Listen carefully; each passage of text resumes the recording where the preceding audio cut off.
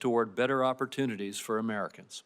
With that, I turn to Senator Wyden for his remarks. Thank you very much, Mr. Chairman. Mr. Chairman and colleagues, today's hearing on the President's trade agenda begins with American retirement funds, investors, and our economy in purgatory thanks to Donald Trump's plan to hike tariffs to levels not seen since before the invention of the automobile. Prices are continuing to increase. Markets for made in the USA products are slamming shut around the world. The U.S. economy has gone from the envy of the world to a laughingstock in less time than it took to finish March Madness.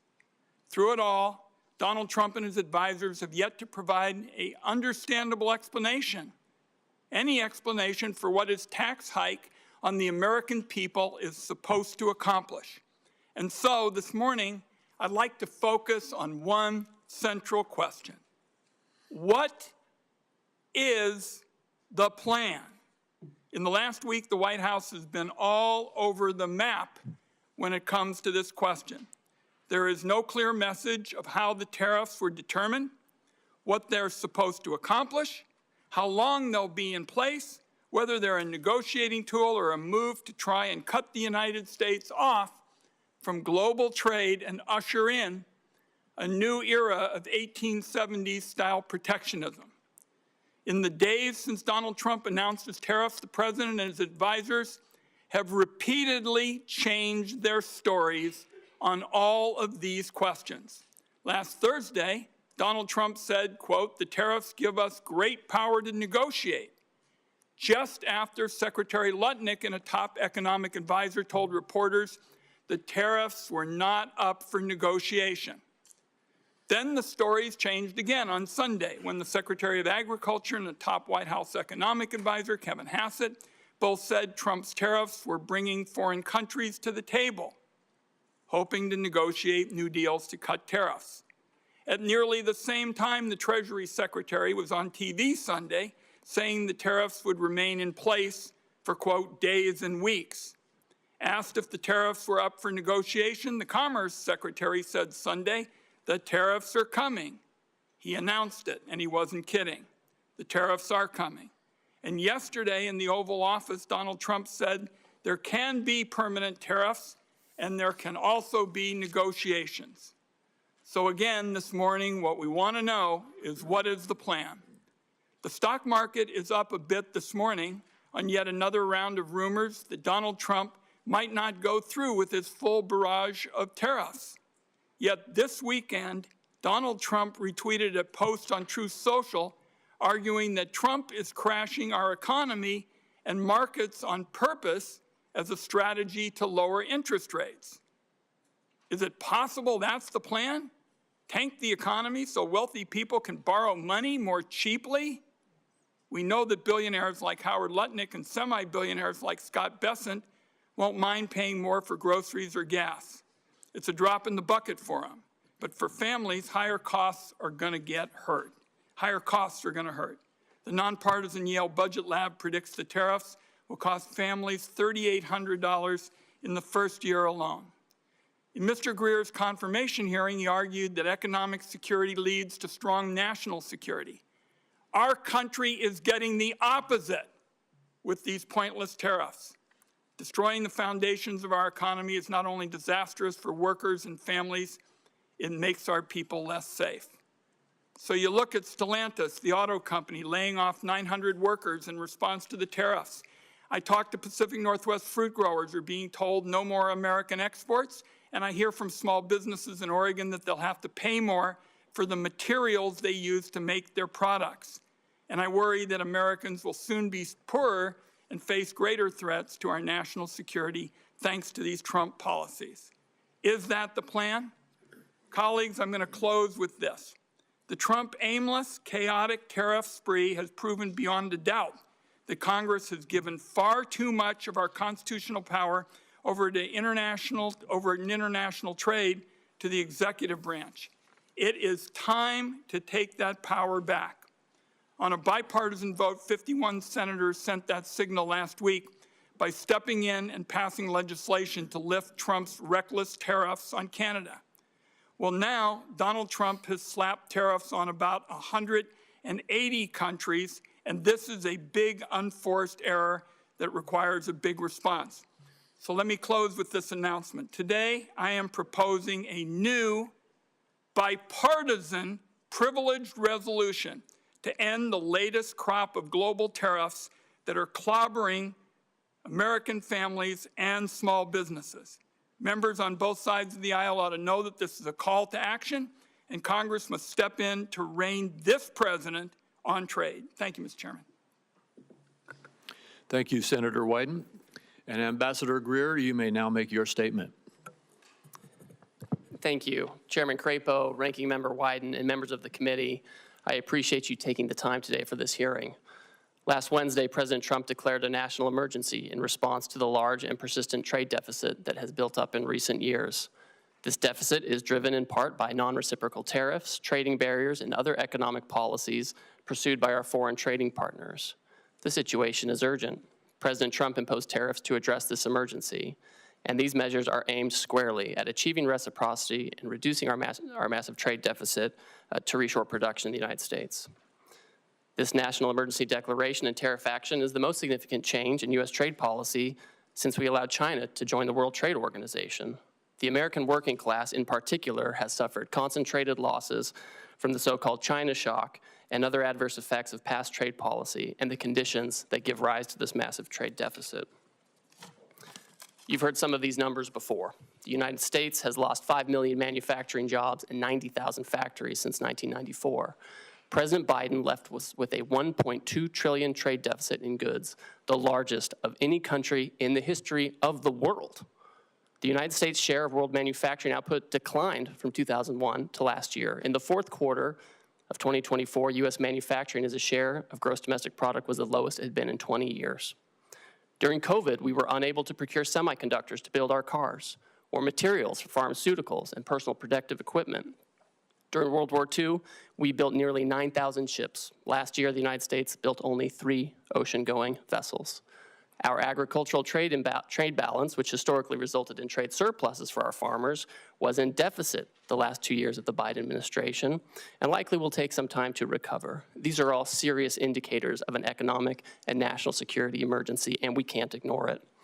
One important driver of these negative trends has been unfair, unbalanced, and non-reciprocal trade. This includes the effect of higher tariffs imposed by other countries on the United States, the effect of non-tariff measures that promote other countries' exports and obstruct U.S. exports, and other foreign economic policies favoring overproduction and degrading America's manufacturing capacity. And the lack of reciprocity is an important driver of our global trade deficit and with particular countries. So it's common sense to focus on these indicators. For example, the European Union can sell us all the shellfish they want, but the EU bans shellfish from 48 states. The result is a trade deficit in shellfish with the EU. We only charge a 2.5% tariff on ethanol, but Brazil charges us an 18% tariff. The result? We have a large trade deficit in ethanol with Brazil. Our average tariff on agricultural goods is 5%, but India's average tariff is 39%. You understand the trend here. Our trade deficit, driven by these non-reciprocal conditions, is a manifestation of the loss of the nation's ability to make, to grow, to build. And the president recognizes the urgency of the moment. On the first day of his second term, President Trump issued a comprehensive memorandum setting out his trade policy directive. And over the past 10 weeks, he has executed on nearly all of these priorities. He has tightened tariffs on steel and aluminum. He's imposed new measures on auto and auto parts not made in the United States. And on April 2nd, the president declared the national emergency that we've discussed. And so the president has imposed a reciprocal tariff along with a global baseline tariff to achieve reciprocity with other countries and to drive the dangerous deficit down. And the president's strategy is already bearing fruit.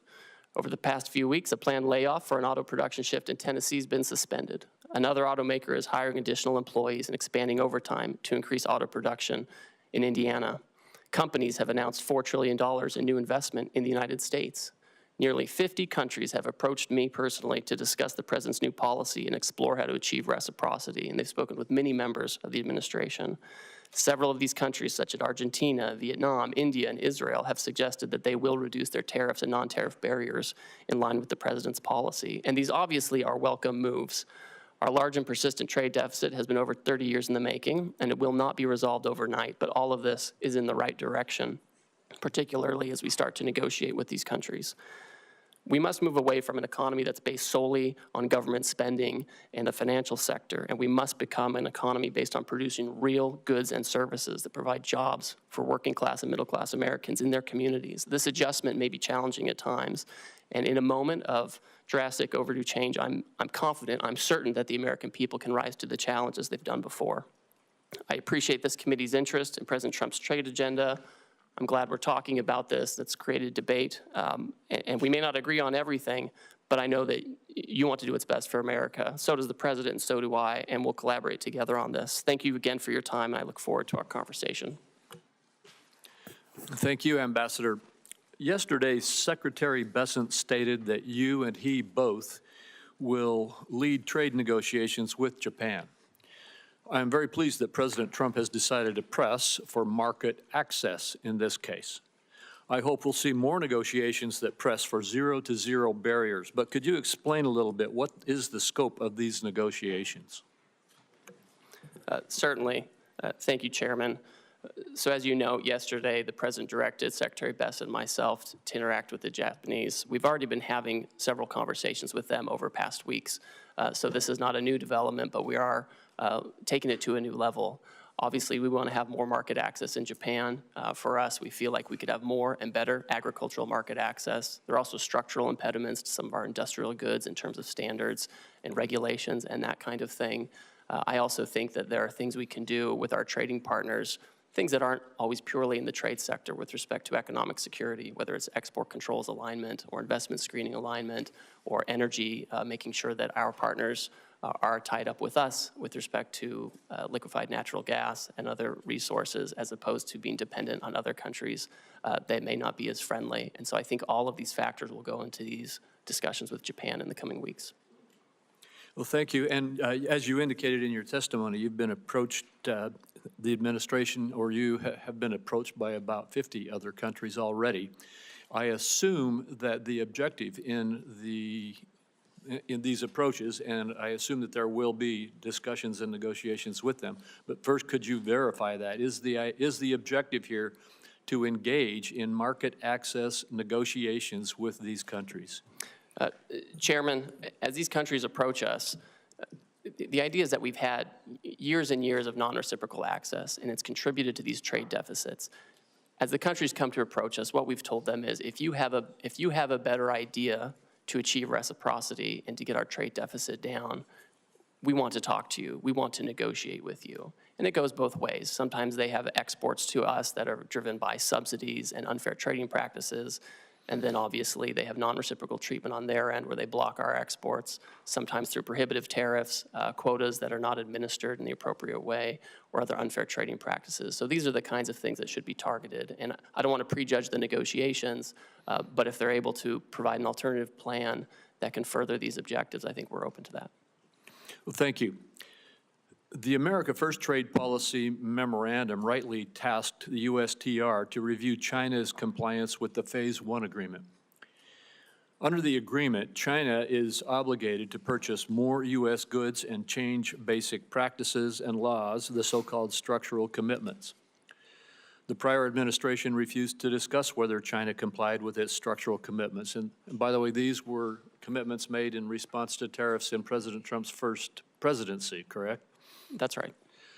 What is your analysis of China's compliance with the structural commitments that it made in Phase 1 so far?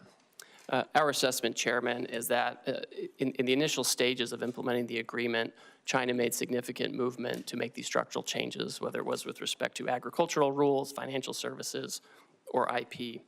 We found during the Biden administration there was little enforcement and little communication, and that the Chinese did not comply with this agreement in large part. I've had a call with my counterpart. I've communicated to him our feeling on this, that they have not complied with the agreement. And I think we're disappointed by this. It's not surprising, but we are certainly disappointed by that. And now you're engaged to, again, see if we can get compliance. We will see, right? The Chinese obviously have agency in this. It's not just a matter of U.S. policy. We, of course, welcome and we hope that foreign countries will change their practices to make sure that they're fair, and we look forward to continuing to monitor that situation. Thank you. The administration has announced it's negotiating an agreement also with India, and it appears already to be yielding results, such as India dropping its digital services tax. Although India has high tariffs, its non-tariff barriers are just as significant, if not more so. Will you try to include commitments on matters such as intellectual property, technical barriers to trade, and science-based agricultural rules to take on those barriers? Yes, and I have a standing call with my Indian counterpart to address these very issues. All right, thank you. Senator Wyden. Thank you. Thank you very much, Mr. Chairman. I saw at page 4 of your testimony, Mr. Greer, you said the president's strategy is already bearing fruit. Well, I can tell you for a lot of Oregonians who have 401ks that are being drained out, that's pretty rotten stuff. And you ought to realize how serious this is for the country. Now, everybody in the administration practically has a different story about the Trump tax hike. So I'm interested in knowing what the story is today. Will higher tariffs go into effect tomorrow as announced? Senator, yes, they're scheduled to go into effect. We are having negotiations with all kinds of countries at this time. The president's fixed in his purpose. The nature of the emergency that I discussed earlier is not something we can wait on anymore. So we will have the president's plan go into effect, and we're coupling that with immediate negotiations with our partners as they seek to. So it's not a question of something being scheduled. You're committing this morning that they're going to go into effect. This is what the president has said, Senator. For how many yes. countries? I understand it's over 50. That are negotiating with Yeah. us. We have about 50 that have come to speak with us, and I'm constantly talking to my counterparts. I have staff right now at USTR meeting with others, and we will have the tariffs in place, and if the other countries can come to an agreement on reciprocal trade, then that's something that the president can consider. I don't want to prejudge the negotiations or the president's decision, but that's what we're doing. Now, you've said you've been negotiating deals. Foreign countries have already retaliated against our farmers and ranchers and small businesses. How can you commit that negotiations are not just going to stop bleeding, but are actually going to open up markets that the Trump tariffs have closed off? So, Senator, we've already had many countries, many of our markets, explain that they are not going to retaliate against the United States. And in fact, Vietnam, for example, they've lowered their tariffs already on cherries. They've lowered them on almonds and apples, things that I know are important to the Pacific Northwest. And this is exactly the right direction that we want to go in. I look forward to hearing from you what other kind of market access you want as we enter into these negotiations. What's the status of China? As you know, that's a big market for us in the Pacific Northwest. What's the status of discussions there? I don't see much progress. What I see is it looks like it's going to escalate and escalate some more and hurt our consumers and our small businesses in our part of the world. Well, Senator, unfortunately, China for many years seems to be choosing its own path on market access. Again, they have agency in this. They elected to announce retaliation. Other countries did not. Other countries signaled that they'd like to find a path forward on reciprocity. China has not said that, and we will see where that goes. I think we need to work with our closest friends to make sure that we have trading arrangements that work, and if the Chinese are open, we'll see what. But they haven't signaled that at all, so I don't think that's in the very near term with China. I just am concerned that there's no strategy at all. I'm committed. We understand in the Pacific Northwest what the stakes are. To have a smart, tough strategy. I don't see any strategy at all, and you really haven't said much about what the strategy is this morning. Senator, I appreciate your concern. I want to keep having a conversation with you about this, but I see a distinct difference between those countries who have come to us and they said, we understand your issues, we understand the deficit, we understand your desire for reciprocity, and we want to work with you on this. And the Chinese approach, which has been, we're going to retaliate. We're trying to remedy a situation. We're trying to remedy a situation that's persisted for many years. And it would be wonderful if the Chinese agreed with that and wanted to persist in, work with us on that. But that's not where they are. And the president has recognized this, and he wants to focus on other partners. Let's talk before my time is up about services.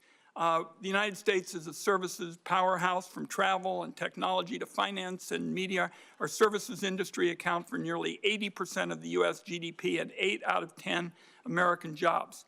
Other countries are responding to Trump's global tariffs by retaliating against American services. Can you explain how your tariff actions aren't putting our services exports at risk like so much of your trade policy?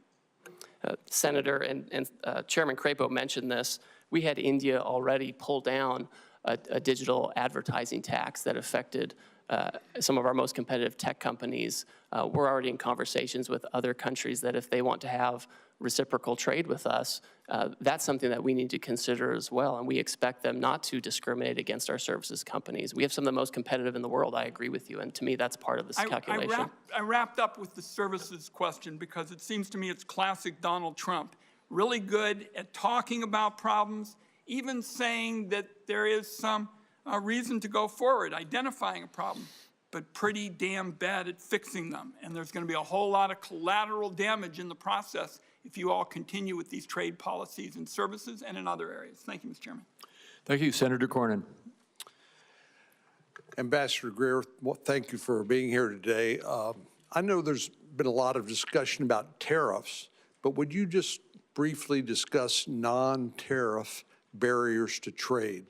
In other words, the barriers that countries put up to deny market access from U.S. exports into those countries that aren't tariffs per se. Yes, thank you, Senator. I have here in my hand a book that's become very popular in recent days. This is the National Trade Estimate on Foreign Trade Barriers, and the Office of the United States Trade Representative puts this together with input from civil society, unions, industry, business, small business, and this is 400 pages of all the non-tariff barriers that you're talking about. Just a few examples. India, huge trading partner, they restrict imports of ethanol for fuel use by using restrictive import licenses. These are the types of border measures that don't sound very sexy to talk about, and they don't make for a great soundbite, but these are the things that actually block our exports, where they have licensing regimes or they have fake science that they use to block our imports. Well, and just one example that seems to me to make the point is that our friends in Australia basically have put up barriers to the export of beef from the United States. My state, Texas, happens to produce a lot of beef cattle, and Australia basically denies access to its huge market, but not as a result of tariffs so much as non-tariff barriers to trade. Could you speak to that? Yes, Senator, and it's always surprising because we have a free trade agreement with Australia, and we would expect that we would have fair and reciprocal trade. Last year, I think we imported about $3 billion worth of Australian beef, and we exported $0 of American beef to Australia. And it's not just beef. Australia also blocks on specious, fake science grounds, the export of fresh and frozen U.S. pork. So it's incredible that they do this. We have 0 exports of the fresh and frozen U.S. pork to Australia. I find it interesting that people express surprise at President Trump's policies when he's been talking about these policies for, best I can tell, for decades, and how unfair trading arrangements are between various countries. And indeed, some of these unfair trading practices have resulted in the deindustrialization of America. We've exported manufacturing to Asia, and particularly China and other countries, that now appear to be willing to hold us hostage to those supply chains. A few years ago, we passed the CHIPS and Science Act. We worked with Secretary Pompeo, Secretary Ross during President Trump's first administration, and later was signed by President Biden, but to bring advanced semiconductor manufacturing back on shore, because we recognized that the vulnerability that existed if there was another pandemic, there's a natural disaster, or heaven forbid, a military conflict break out in Asia, we wouldn't have access to these advanced semiconductors that run everything from your cell phone to the avionics on an F-35 Joint Strike Fighter. But China has basically held us hostage and continues to use some of these vulnerabilities to our detriment. For example, critical mineral processing. Would you speak to the vulnerability that exists as a result of China basically processing 90% of the critical minerals in the world that are essential for our daily lives? Yes, Senator, and that figure is always one that gives me great concern, the 90% of the processing. We do have critical minerals in the United States. We have lithium here. We have other critical minerals here. And a lot of it is that China has centralized the processing of minerals, right? We have in the Western Hemisphere, in Bolivia, in Chile, we have all kinds of critical minerals, and that's in our hemisphere. But they get sent to China, they're processed, then they come here, and then if China wants to exercise economic coercion or other practices, they do have a stranglehold on these kinds of things. That's a very dangerous situation to be in. I mean, this is part of the urgency of what we're talking about. And I think as the Trump administration certainly takes action on trade, but also takes action on the environmental side and permitting and regulation, that's an area where we can actually have more of that activity here in the United States, or we can work with our trading partners to try to incentivize production there as well. Thank you very much. Thank you. Senator Bennett. Thank you, Mr. Chairman. Ambassador, it's good to see you again. Could you talk a little bit about the relationship of the tariffs that you have put on and rising prices for the American people? What is it the American people should expect to be able to suffer as a result in terms of rising prices? I understand your position is that the long-term gain is worth the short-term pain, but what is that short-term pain going to look like? So Senator, I think we can look at, I think we should look at history and data for this. You know, it's hard to project what's going to happen with prices, but we know in the first Trump term, the president imposed historic tariffs on China on an enormous amount of goods coming from China. And during that time, inflation went down by 0.1%.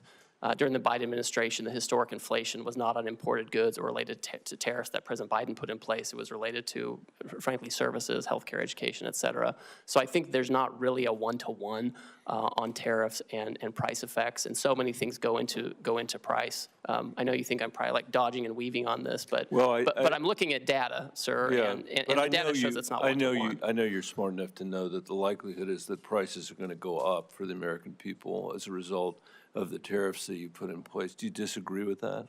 Oh, I mean, when you say that the in your testimony that you expect the American people will bear the burden, or that, and I'm sure they will bear any burden on some level, but what do you think that burden is actually going to look like? Well, I think the challenges, frankly, are going to be more for companies that are largely dependent on imports from China and Asia, where they have to adjust their supply chains in a quick set of time. Yeah. And the way the tariffs get allocated between the foreign, the foreign producer and the importer, that's where the majority of adjustment comes. And we have a bunch of those companies in Colorado, and I know that Osprey Packs, for example, they probably don't want me to mention them, but I will. And in Southwest Colorado would be a very good example of that. I mean, they are very dependent on the supply chain from Vietnam, and they probably are really worried today about what's going to happen, which a lot of people are. I mean, I think one of the things about the situation we find ourselves in is the degree to which we've now created huge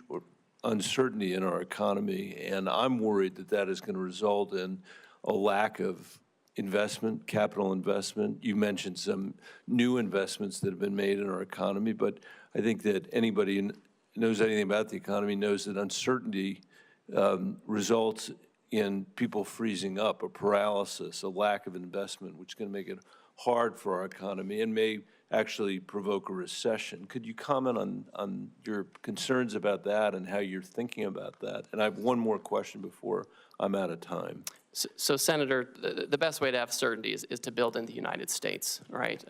That's the best way to have certainty. But that's going to take a long, long time. And and what's going to happen in the meantime, do you think? So, Senator, we have, I would say, dilly-dallied for years on this issue. We've done these, broad studies, which are interesting and helpful that we saw come out of the Biden administration. Right. But we have to act. I can't So- sit for 3 years and try to fine-tune something. I hear you. I hear you It's an say that. emergency. But you could have made a different choice, which was to strategically target a geography, to strategically target Beijing, strategically target certain industries where, all industries in America weren't affected at the same time. You didn't make that choice. I mean, you're in the midst of having trade negotiations with 90 different countries at the same time by your own testimony, all of whom can make their assessment, I assume, these are sophisticated people, about where the pressure points are on you, where the pressure points are going to come for us to not necessarily get the best deal because we're spread all over the globe negotiating every one of these agreements at the same time, rather than a more strategic approach, which would have had the benefit of giving us, I think, a much greater degree of certainty about where we were headed. Obviously, you made a different choice, and I'm just curious about how you think about your responsibility. How you think about that? So I would note, and I think it's thoughtful to think about things in this way. If you look at the results of the reciprocal tariff, the Western Hemisphere generally is at the lowest tariff rate. If you look at where we have our largest problems with non-reciprocity and deficit countries, it's mostly in Asia. And so you do actually see pretty strategic outcome with respect to promoting production in the Western Hemisphere as opposed to where we have all this overproduction in Asia that's given rise to our current problems on trade. I would just say in closing, Mr. Chairman, that's true. What the ambassador said is true, but it still doesn't, I still cannot fathom why we are treating Canada and Mexico, our largest trading partners, basically the same way we're treating Beijing. It doesn't make any sense to me. It makes no sense that we would do it all at the same time like that. And we're going to have to stay on it, which is why some of us have introduced legislation to make sure that Congress begins to take its appropriate role again in making these very important trade decisions. Thank you for your testimony. Thank you. Senator Lankford. Mr. Chairman, thank you.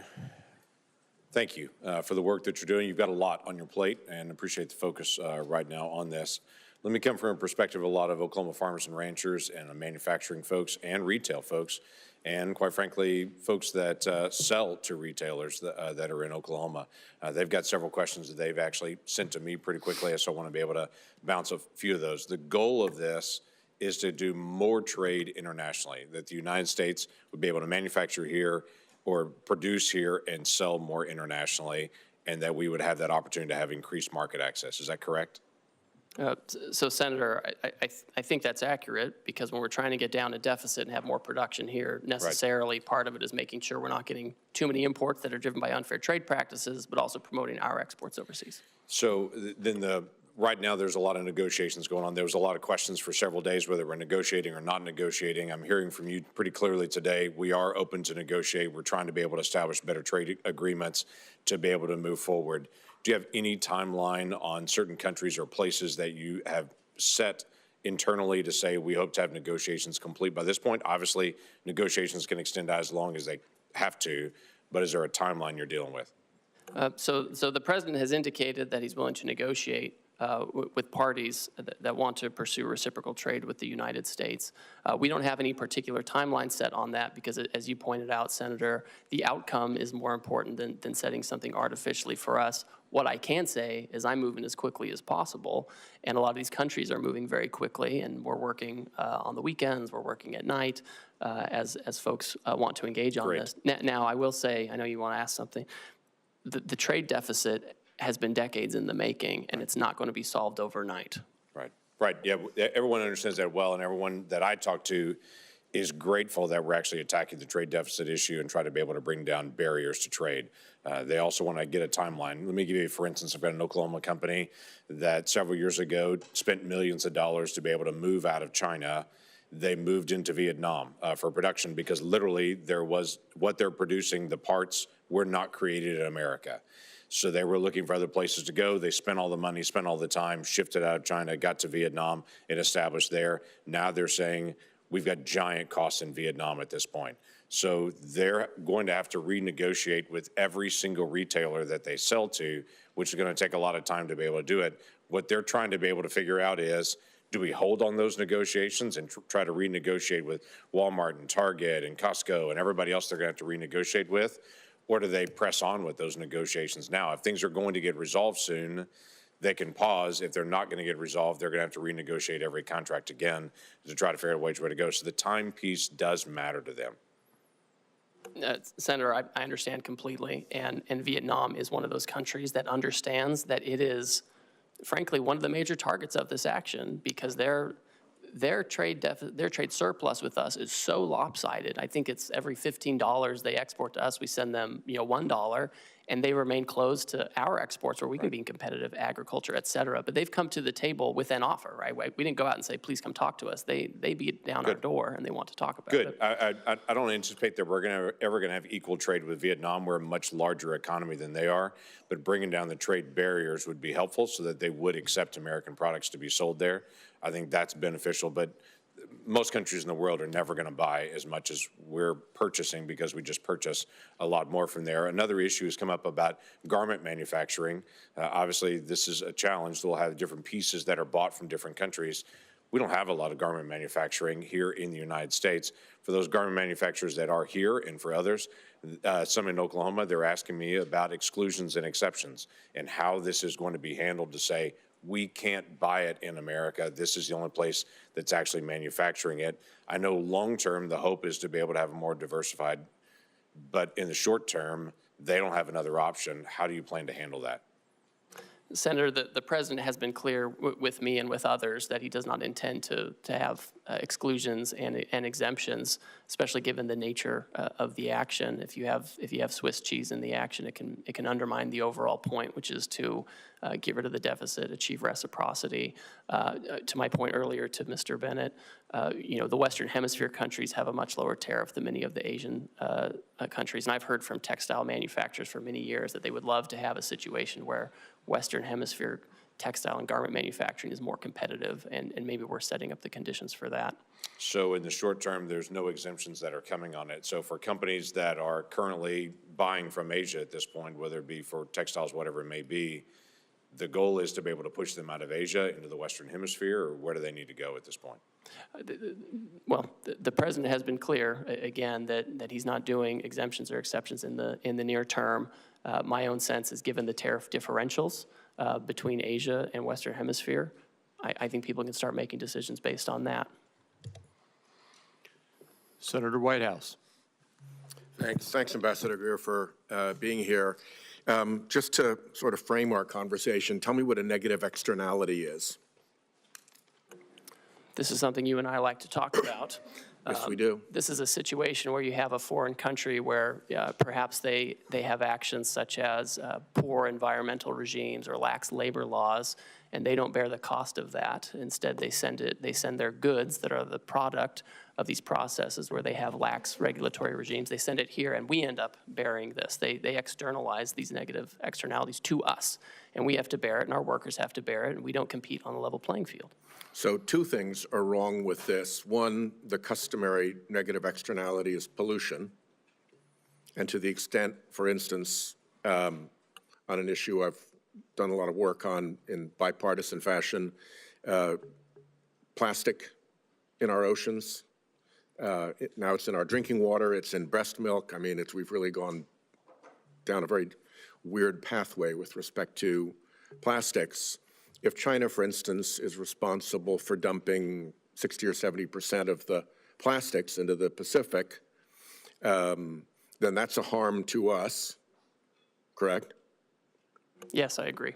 Because it's a commons, the ocean, and we suffer from that. And then if the Chinese company is exporting their goods to the U.S., and that Chinese company has a lower cost for its product because it doesn't have proper pollution control with respect to plastic, and the U.S. company does, then that's an unfair trade imbalance, correct? Yes, I agree with that. So two things are wrong when we get into this situation of foreign countries allowing pollution that our companies pay to prevent. That's right. And that's an appropriate place for tariffs to be deployed to offset that trade imbalance and help protect the commons from this particular tragedy, correct? I think trade action can be appropriate, and when the president announced his reciprocal tariff regime last Wednesday, he specifically referred to pollution by other countries in his speech. You may not have listened to it, but you may want to go back and listen to that part, because that's very true, and I agree with you. Well, it might be the only place in which the administration shows the slightest interest in pollution, so good for that. The issue of plastics is, I think, a pretty significant one. Again, there's been a lot of bipartisan interest. I even went up to the Oval Office during Trump 1 to have one of my bills signed by the president, and he gave a very animated riff on Asian countries polluting our beautiful oceans and how it comes ashore very often in Alaska by the ton along their beaches. So I hope this is an area we can continue to work together. And in particular, I hope that you'll sit down with me and Senator Cassidy on legislation that we are working on. Will you give us that meeting? Senator, I'll take any meeting with you that you would like to talk about this issue. And I'd like to Well, also let you. We'll sit down with Senator Cassidy's team and have a conversation there. The other thing I wanted to flag for you is that you pretty well successfully deflected all of Senator Bennett's questions about what the immediate impact looks like in the short-term pain for the long-term gain. I just want to flag for you one issue that is very important to me. Rhode Island is a small business state, right? We don't have a whole lot of big mega corporations there who can balance things and move things around. Canada is our largest trading partner. We have companies who fill an important niche in the global supply chain, and particularly in American companies' supply chains, because they get something from Canada, or let's say China, could be, but Canada's our major trading partner, and they process that thing, and then they put it into the supply chain for the larger corporate entities. That's their business. That's all they've got. So if we're not looking out for these small businesses that are actually going to have to lock their doors and close the shutters and fire their employees and go out of business, I think you've missed a huge hole in the problem that these tariffs have created.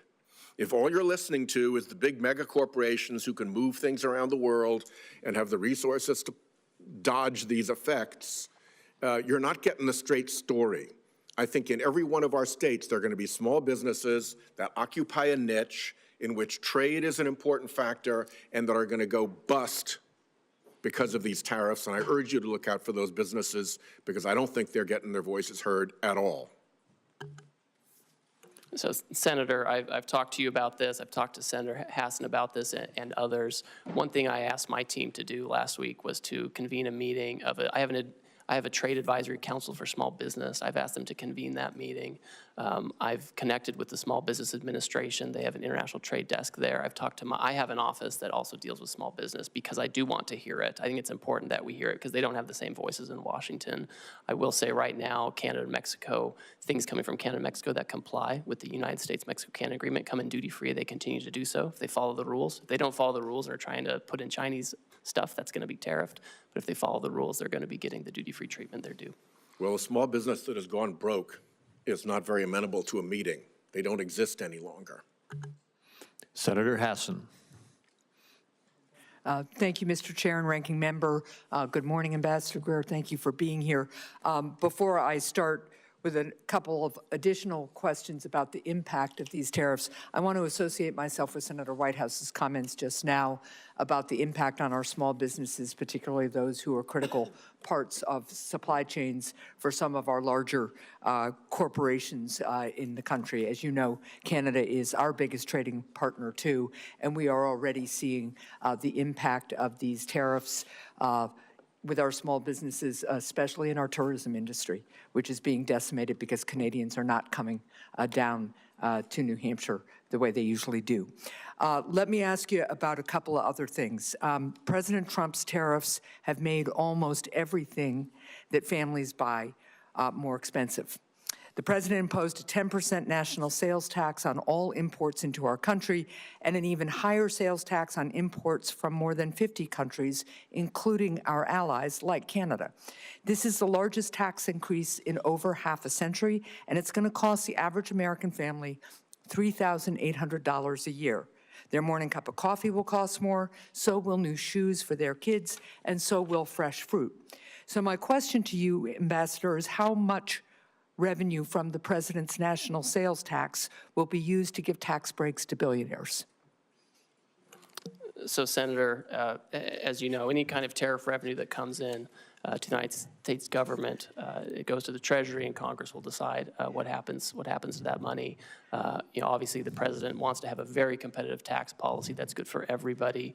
That was part of why he had such a successful economy in the first term, is he married trade action with good tax policy to have $7,000 an increase in real wages over that time. Well, That's what we're looking for. let's be really clear. The president, besides the contradictions in the way he talks about the purpose of his tariffs, the president's made very clear that he sees tariffs as a way of increasing revenue. At the same time, he's working with the majority in Congress to give additional tax breaks to the wealthiest people in the country at the expense of working people who are going to be paying more for everyday goods they absolutely have to pay, goods they were hoping were going to cost less, given the president's campaign promises. But of course, he isn't keeping to those campaign promises as prices continue to go up.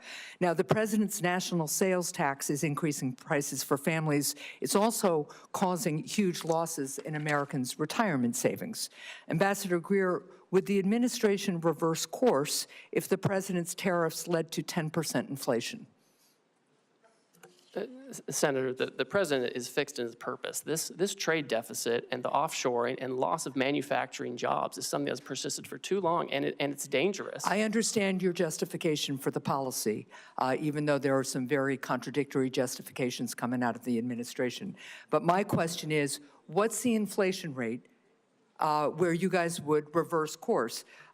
10% inflation that I just asked you about, that is higher inflation than we saw at the peak of the COVID economic crisis.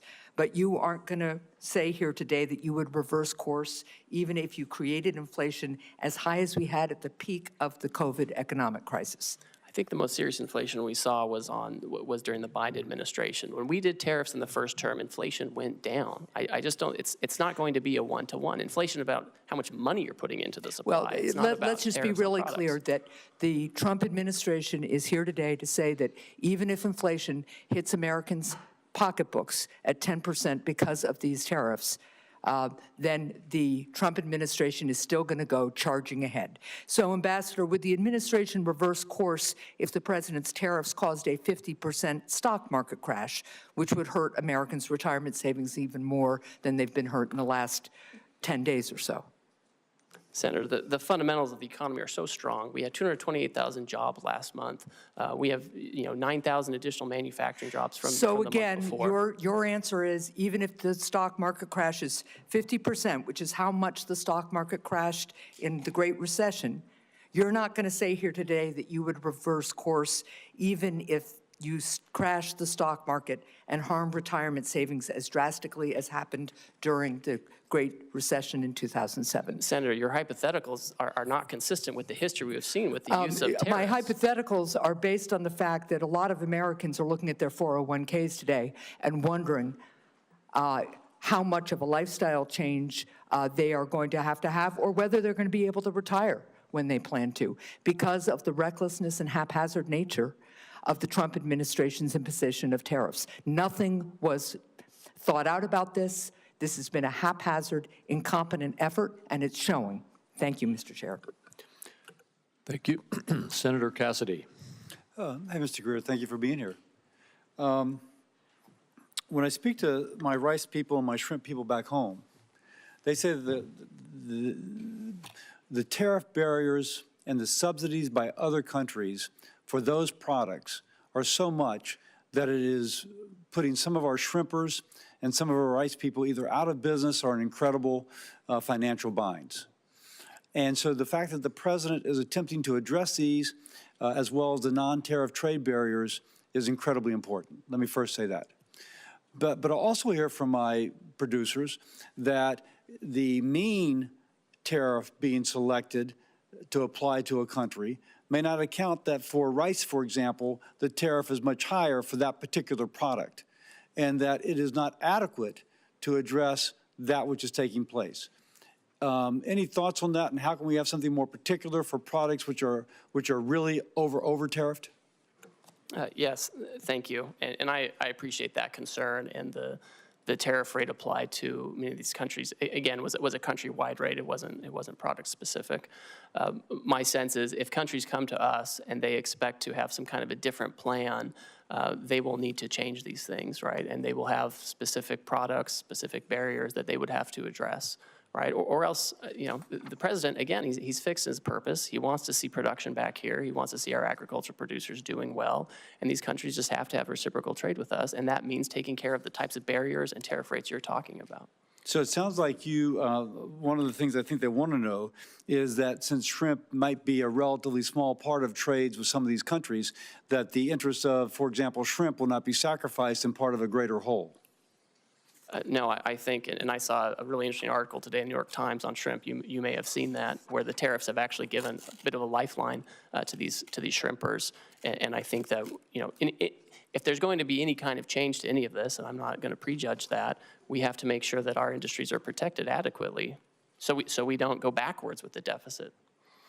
Let me ask,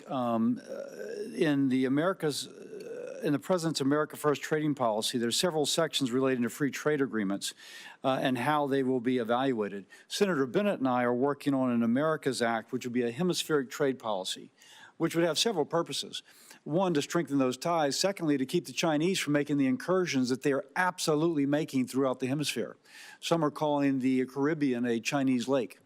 And so this would allow us to push back upon that. Can you share anything regarding the analyses of the free trade agreements we have within our hemisphere, and then specifically on countries like Argentina who would like an FTA with our country? Certainly. I would say that we are first and foremost focused on addressing this emergency and the reciprocal tariff action and implementing it appropriately. With respect to relations in the hemisphere, any kind of trade arrangements with these trading partners, I think, need to be coupled with strong rules about third countries. What I don't want is a situation where these countries are using, their export platforms to incorporate content and goods from, China or other Asian countries, where we have a real issue with our deficit and offshoring of manufacturing. I would expect any kind of changes to these arrangements to be accompanied by changes in rules of origin to ensure that the United States and U.S. workers are really benefiting from these agreements. So nothing from an FTA in general, but the specific of where it's being used to circumvent the intent of the FTA is the concern of the administration. Yes, that's certainly a huge concern. And again, the president wants to see factories back here. The most certain way to not have a tariff is to build your factory in the United States. If people want to use other countries and insist on that, then we want to make sure that they're not using that to arbitrage for higher tariff jurisdictions to use them as an unfair export platform. Let me ask you this. Louisiana has some of the largest ports in the nation by tonnage. And all the commodities going from the Midwest flow through my state going out to the world.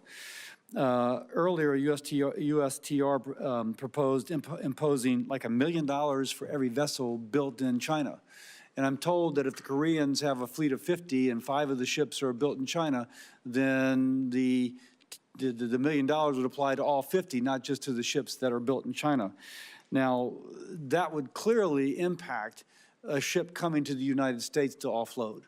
If you will, impact my ports and the ability of our goods throughout the nation to move through the Mississippi. Is USTR going to hang by that or considering modifying that? Can you kind of give us any idea about that? So to address the lack of shipbuilding in the United States, USTR's proposed actions are just those. They're proposed actions. They're a series of potential remedies that could be used to incentivize shipbuilding in the U.S. They're not all going to be implemented. They're not all going to be stacked. We've asked for a lot of input, and we've had a hearing on that. We've collected comments. We've reviewed it. I've met personally with certain stakeholders during that time period, and I think the President will look very carefully to make sure that we have the right amount of time and the right incentives to create shipbuilding here without impacting our commodity exports. Okay, thank you. I yield. Senator Cortez Masto. Thank you, Mr. Chairman. Ambassador, as USTR's Chief of Staff in the first Trump administration, you oversaw the negotiation of the U.S.-Mexico-Canada agreement, the USMCA, and the renegotiation of the Korea-U.S. Free Trade Agreement, the KORUS. President Trump signed both of these agreements. He called the USMCA a colossal victory, and KORUS a historic milestone. And yet, with President Trump's new blanket tariffs, he is ripping up these agreements with our allies that we negotiated with. Why would any country want to do business with us, much less negotiate a trade deal, if we don't even honor our ongoing agreements? So, Senator, we are the consumer of last resort. These countries have to sell here. They have, many of them, especially in Asia, have built their entire economies around exporting to us. They're very dependent on it, and that's part of why we have this huge trade deficit. With USMCA, those parties continue to enjoy duty-free treatment for many of the products that continue to comply with the rules that were set out 5 years ago. There's a big concern, Senator, that we did not have adequate other protections to stop the flow, particularly of like autos into the United States. But there was a process for you to renegotiate that agreement this year. We talked about that in my office. Isn't that correct? That's correct. And it wasn't to do these blanket tariffs, correct? What we have to address is an emergency, Senator. That's true. And you should be honest. At least as you sit here, as you were in my office, be intellectually honest. Now, let me just ask this, because this is also true. And I so appreciate my Senator Langford asking this. Time matters. How long did it take to negotiate that agreement, the USMCA, that you were part of? We did it at breakneck speed. We did it in about 2 years. 2 years. And now you're telling us you have nearly 50 countries coming to you, approaching you to enter in a negotiation. And you think that you can do that overnight? India. Man, you're pretty superhuman here, if that's the case. So let's be realistic. That's all we're asking. Common sense and realism here, Ambassador, as you sit here before us. And let me talk about something else that is really important for my state, and I think this entire country, because this administration is forgetting that we have $1 billion economy when it comes to tourism into the United States. People know Las Vegas. My state is Nevada. We rely on tourism to our state, and now we're seeing an impact because of these tariffs, not just from Canada, but I am hearing from so many that are in the tourism and kind of leisure industry. We are seeing impacts because now this $1 billion industry of international tourism is having an impact on our economy. And this is a service industry. Let me just say this. I'm kind of offended by your testimony today that says we must accept self-inflicted economic pain, and I quote you by saying, to become an economy based on producing real goods and services. What does that mean? What does that mean to my service industry and every service industry across this country that relies on tourism and travel? That is the backbone, really, of part of our $1 billion economy. What do I tell them? That they just have to suck it up? That they're not really part of this real services? That you have another idea for the jobs that they should engage in? What do I tell them? Oh, Senator, of course those are real services. The whole, So what are you doing about the impact whole. what are you doing about the impact of international tourism and now these blanket tariffs having a negative impact? What are you doing to address that? The whole sentence, Senator, said that we need to get away from government spending as funding our economy and financialization, and we need to move to real goods and services, including the tourism you're talking about. So It's what are you doing incredibly to impact the important. negative impact of tourism right now? Well, one thing I'll say is we can't have the status quo, right? I keep hearing that we should have, essentially what I'm hearing is we should have the status quo. We should keep the $1.2 trillion trade deficit that Biden left us with. I'm asking you, and I don't think that's adequate. what are you doing in this administration to address now the impact that you're having with these blanket tariffs, not targeted tariffs, blanket tariffs, on international tourism? That is a big impact to our economy. What are you doing to address that? Well, Senator, as we're talking to all of these countries, we are talking about services. We are talking about making sure that, you know, we can export services to other countries. A lot of those that we export are, you know, we have Well, let digital me say I services, only have so all much kinds time, of and trade. apparently you're not. So here's what I would like, because you haven't thought about this, and the administration hasn't really thought about it, because I haven't heard anybody talking about tourism. So why don't you come talk to me in my office, and let's talk about and put a plan together, because these blanket tariffs are having an impact on tourism in my state and across the country. Senator, So I'm happy to instead come of talk just to you. defending it, why don't you just come sit down with some of us and try to address the concerns that we are seeing and feeling in our states that this administration has not taken into account? I'm happy to come speak with you. Thank you, Senator. Senator Grassley. Ambassador Greer, thank you for being here. I've made very clear throughout my public service that I'm a free and fair trader. The Constitution gives Congress the authority to regulate interstate and foreign commerce. I believe that Congress delegated too much authority to the President in Trade Expansion Acts of 1962 and Trade Act of 1974. That said, I support President Trump's agenda to lower tariffs and non-tariff barriers other countries impose on American goods. I support President Trump's agenda to get a better deal from China and other countries for our farmers and manufacturers. In fact, even back in 2003, I sent a letter to the Chinese Minister of Commerce at that time pointing out China's failure to live up to its WTO obligations. And then I went further in 2018 when I was on Senator Daines' Codell.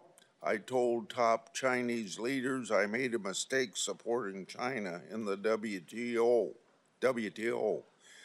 That's why during the first Trump administration, I was supportive of President's agenda to get fair trade with China. At the time, I raised alarm bells when tariffs are used. We all know agriculture is usually the first place of retaliation. In response to Chinese retaliation to tariffs, the first Trump administration set up the Market Facilitation Program for farmers, which gave direct payments to farmers affected by the tariffs. This helped farmers weather the short-term impact of trade retaliation. But as you know, farmers still overwhelmingly want to get their money from the marketplace and not from a government check. So far in this administration, we've seen even more sweeping tariffs, with some countries already retaliating agriculture, including China. I have been very vocal in my wait and see approach to these tariffs because I believe President Trump and you, Mr. Ambassador, are using them to get fair trade for Americans with many countries. If that's not the case, level with me.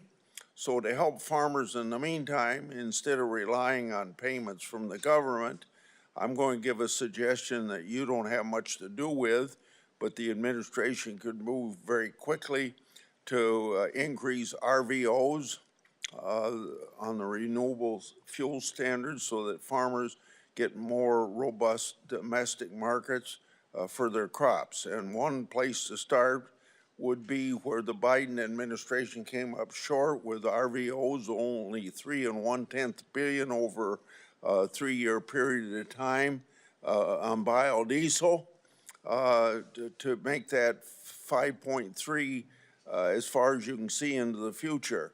That would very dramatically increase soybean prices.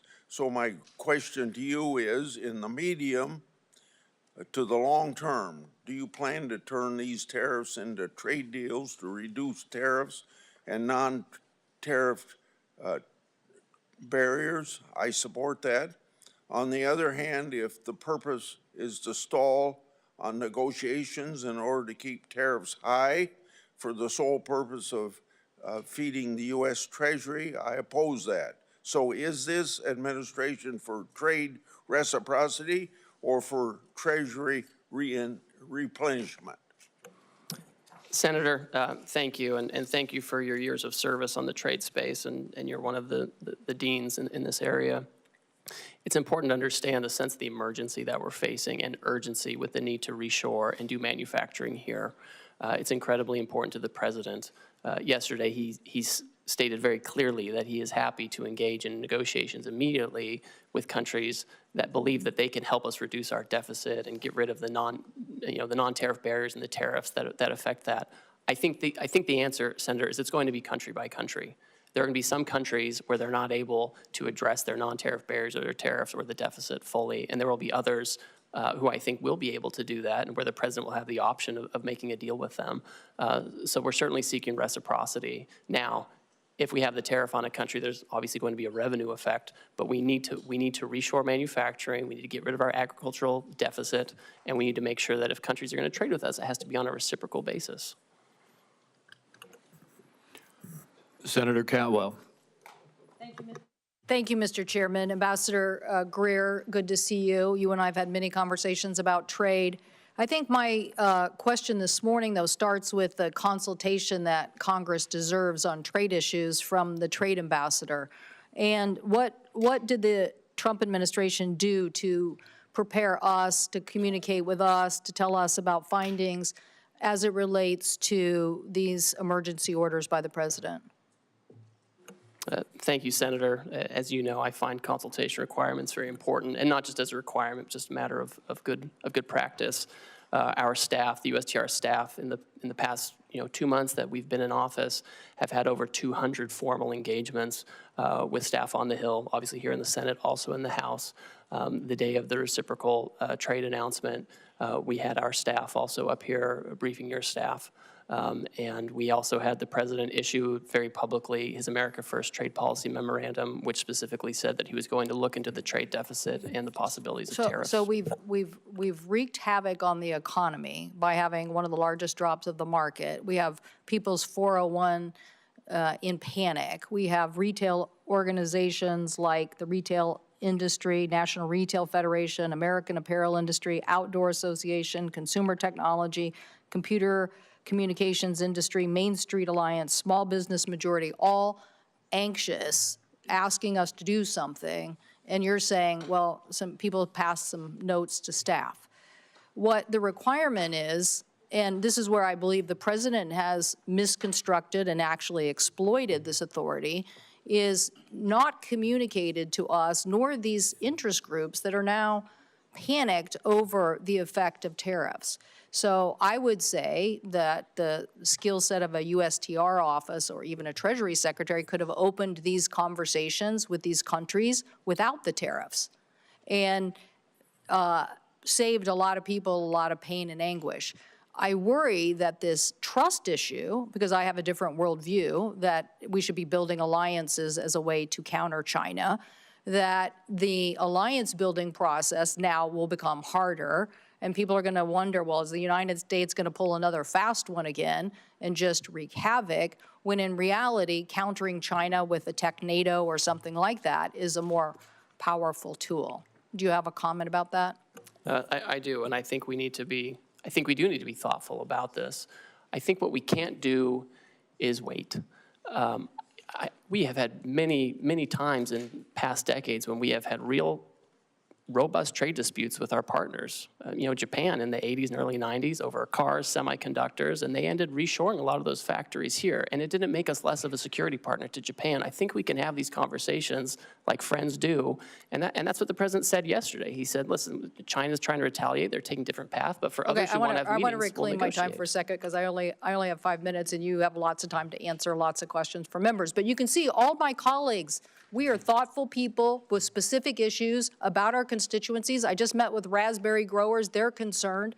They want to know if they're going to get some seat on a council so they can have their issues heard. I'm for trade. I represent trade. I represent a trade economy. I represent the success of what innovation and trade gets you.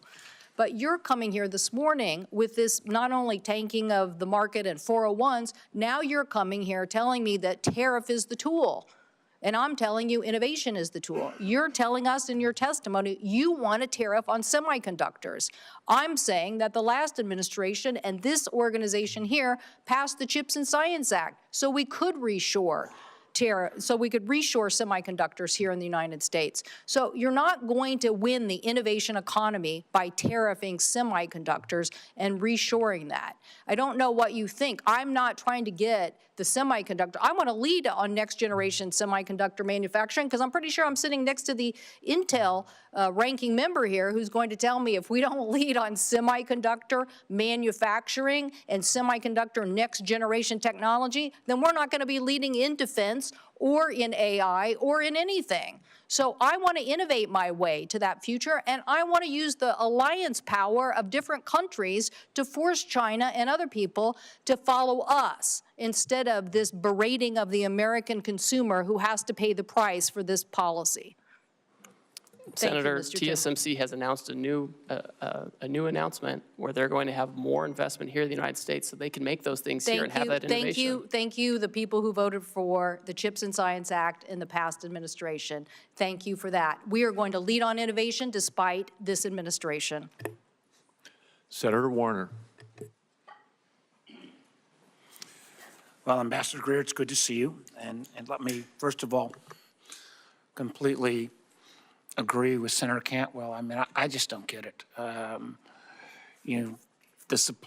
fact on semiconductors, why you gave a small exemption, you didn't exempt GPUs, you didn't exempt lithography equipment, you put a huge hit on Taiwan, where we need collaboration with the TSMC. I'm baffled. I mean, you're gonna hear from me what I'm sure you're hearing from most of us, incredulous about, I think, probably the worst economic policies that I've seen in my lifetime. And the data reflects that.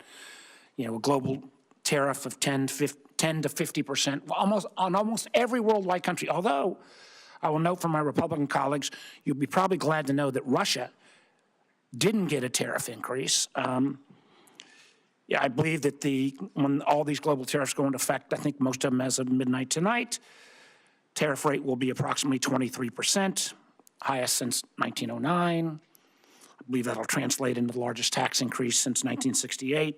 We've seen the numbers of about $4,000 per family cost. Since Inauguration Day, more than $11 trillion has vanished from the market, and I will acknowledge that we got a little blip today, but I just talked to one of the senior folks in Wall Street, and he described today's market as a good day in hospice. I wouldn't use his name because, there are no good days in hospice, but that's kind of how I feel. And again, I know you guys are supposed to know more than all of Wall Street, but when every firm says, we're going to see increased chance of recession,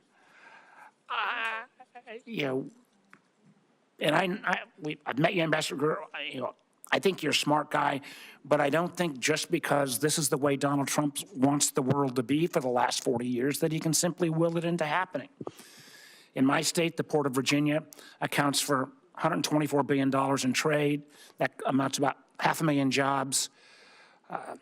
Those are all up for grabs now. We got 800,000 small businesses in Virginia. These tariffs are going to wallop them. I had last week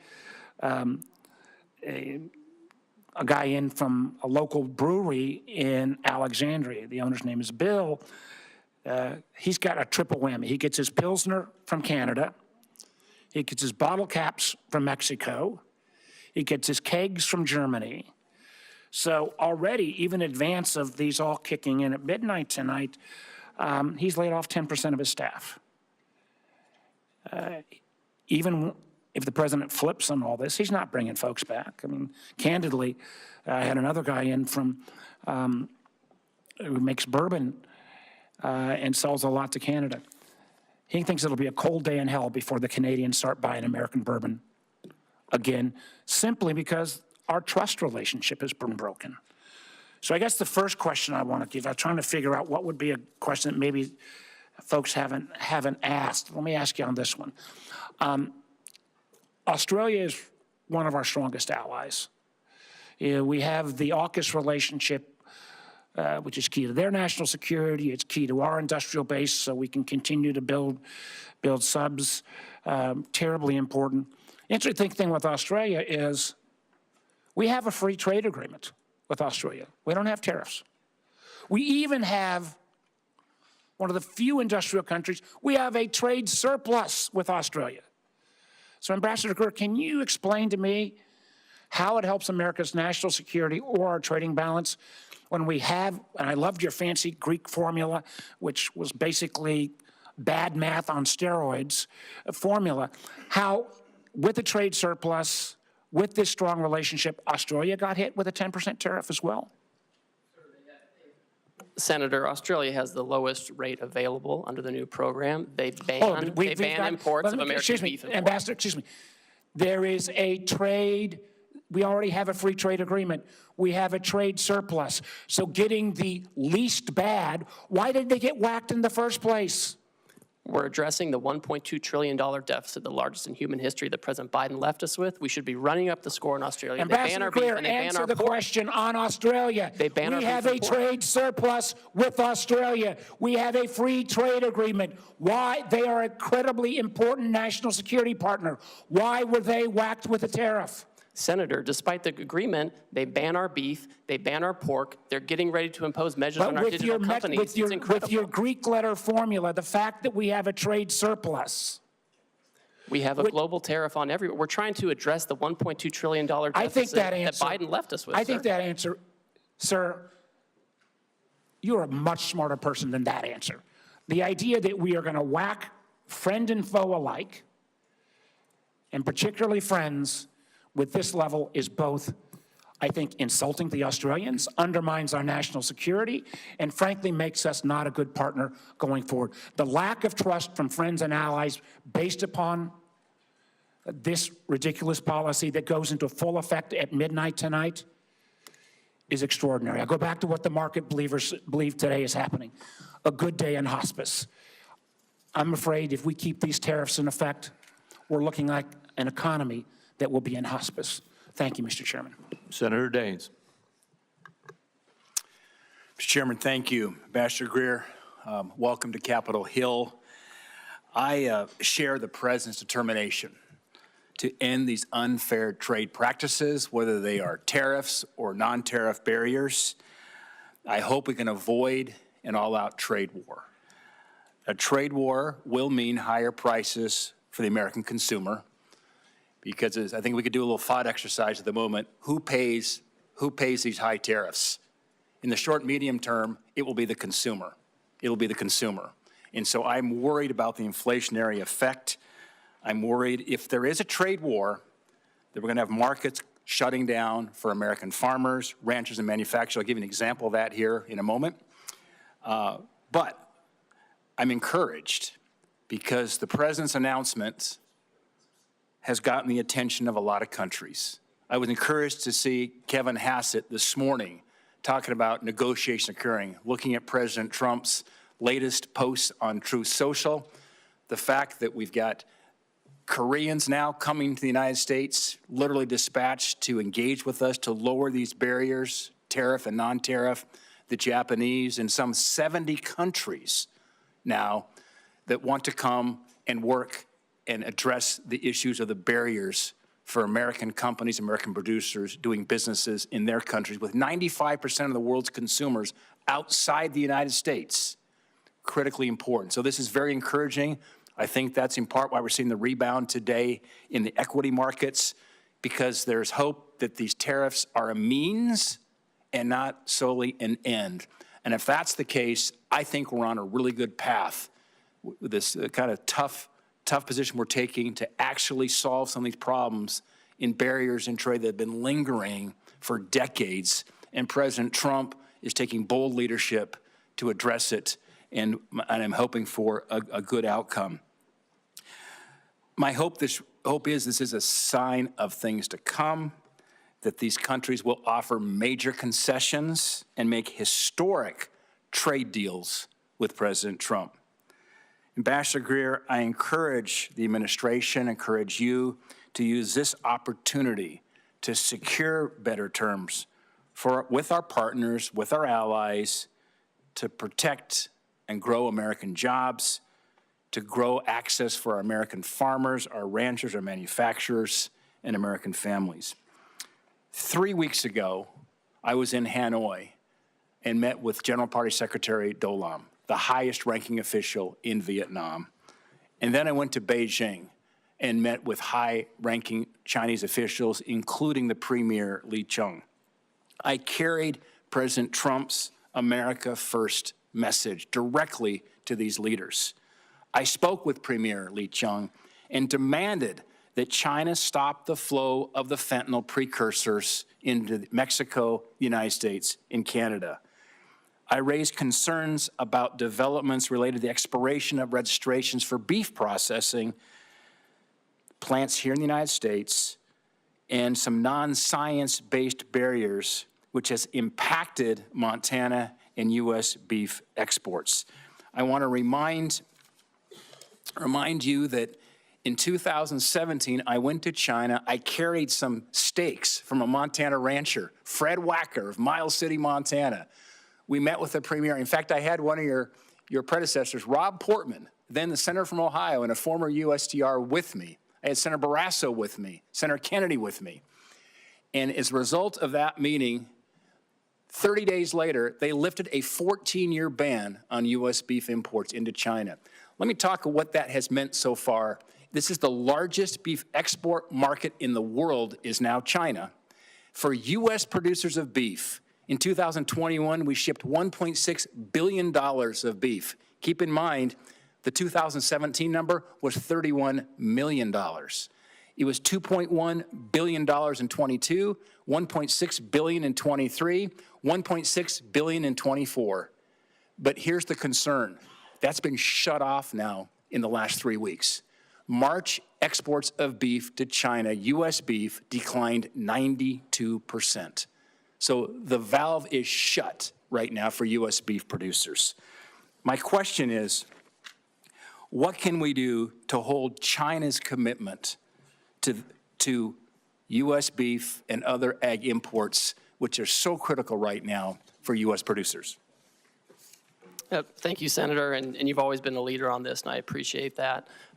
China, of course, needs to take down their barriers. It's been a persistent challenge with them, and they like to use economic coercion, and they have their own method of doing things. But my hope would be is that they turn back on this course of action. I think President Trump is focused on making sure we have the right program in place, that we're dealing with partners who are going to be respectful and achieve reciprocity with us. And I think a lot of this is going to be up to the Chinese on how forward-leaning they want to be on having fair trade with us. I'm very sensitive to this issue in particular, and I want to make sure we open up beef markets other places too, so we don't have to be dependent on just one market. Yeah, well, Ambassador Greer, I'm encouraged by the negotiations that are going on as we speak with Japan, with Korea, with some 70 countries who want to now reduce their tariff and non-tariff barriers. This could be absolutely a monumental moment in trade for the United States, and Godspeed. Thank my colleague. Next is Senator Young. Good to have you here, Ambassador Greer, and let me just begin by commending you. You've been very accessible as we've tried to get some clarity on exactly trade policy and where we're headed and how we expect counterparties to move and all the rest. You returned my phone call immediately, and your team's been in touch with mine, and so just that speaks very well of you and the Trump administration, because this is creating some anxiety.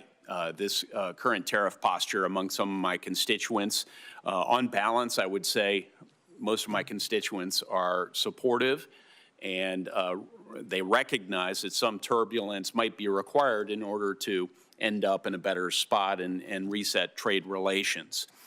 I think one of the things I'm hearing from constituents back home is that trade retaliation doesn't fall on everyone evenly. It has a different impact on a New York tech firm than it might have on a Hoosier soybean farmer. And I hope that's something that's being factored into your analysis as you think about how foreign countermeasures could impact the American economy generally, and then in terms of particular sectors and parts of the country. So unpacking those trade-offs for the American people, I think is going to be very important moving forward. In Indiana, rural communities and export-driven manufacturers oftentimes feel the consequences, and they feel the consequences first.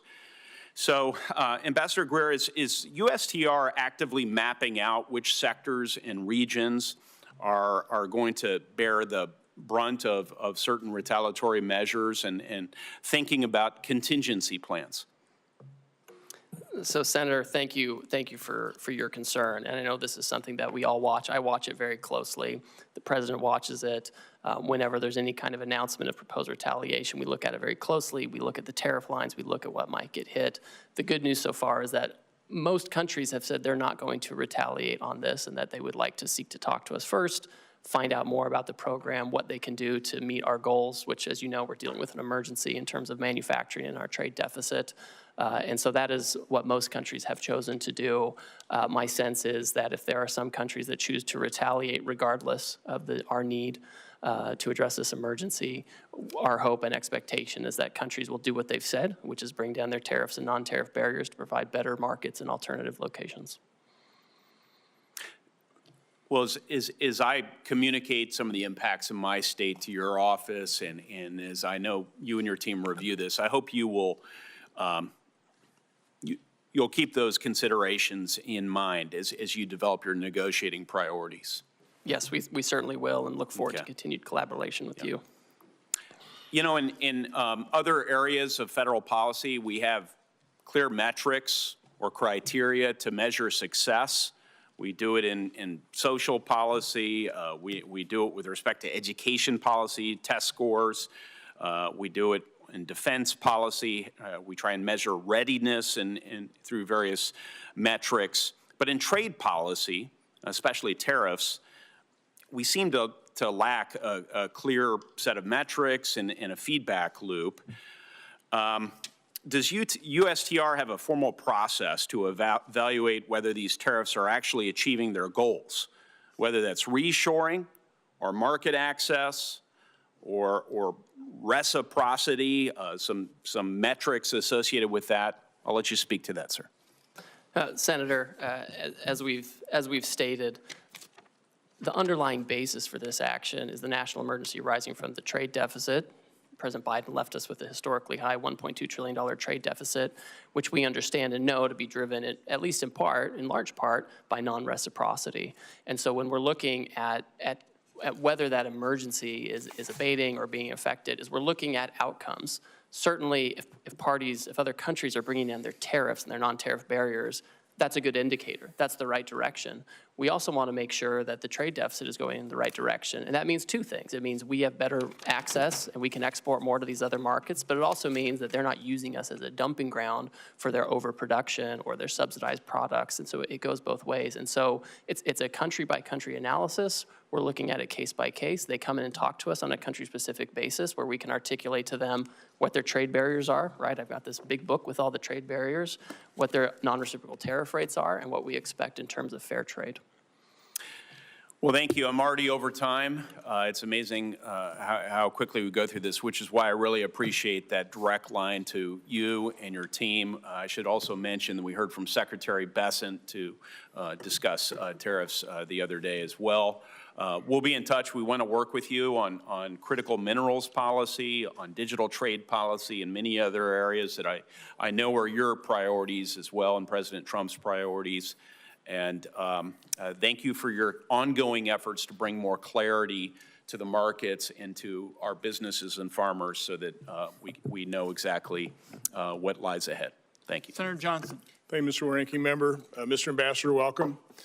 So you're hearing a fair amount of agreement from the Finance Committee here. First of all, I think there's agreement that we recognize that America's been very generous in opening up our markets. Our trading partners have taken advantage of us. We don't have fair trade.